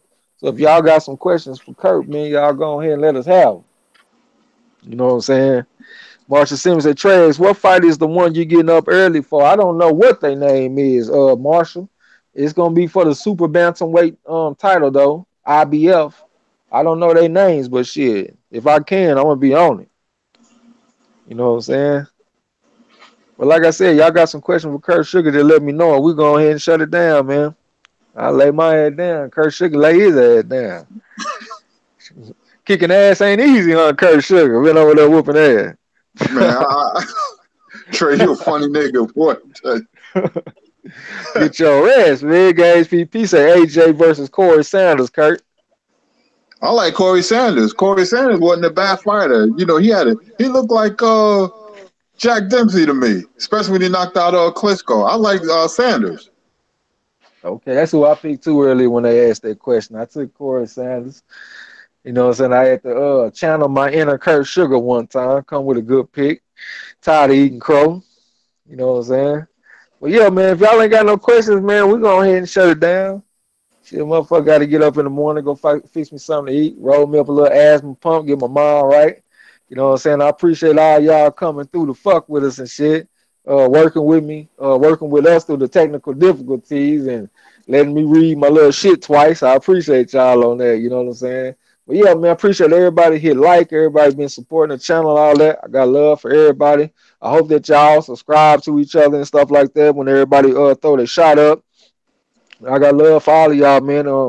I don't know when we'll be back on, but there's some fights coming up. So y'all gonna hear us on here calling some fights. And then we got great fights coming up, man. Shit, I can't think of everything, but we got fights coming up next month and shit. Got the pay-per-view. It's going down on the corner, man. We gonna get it. You know what I'm saying? Well, yeah, Yes, sir.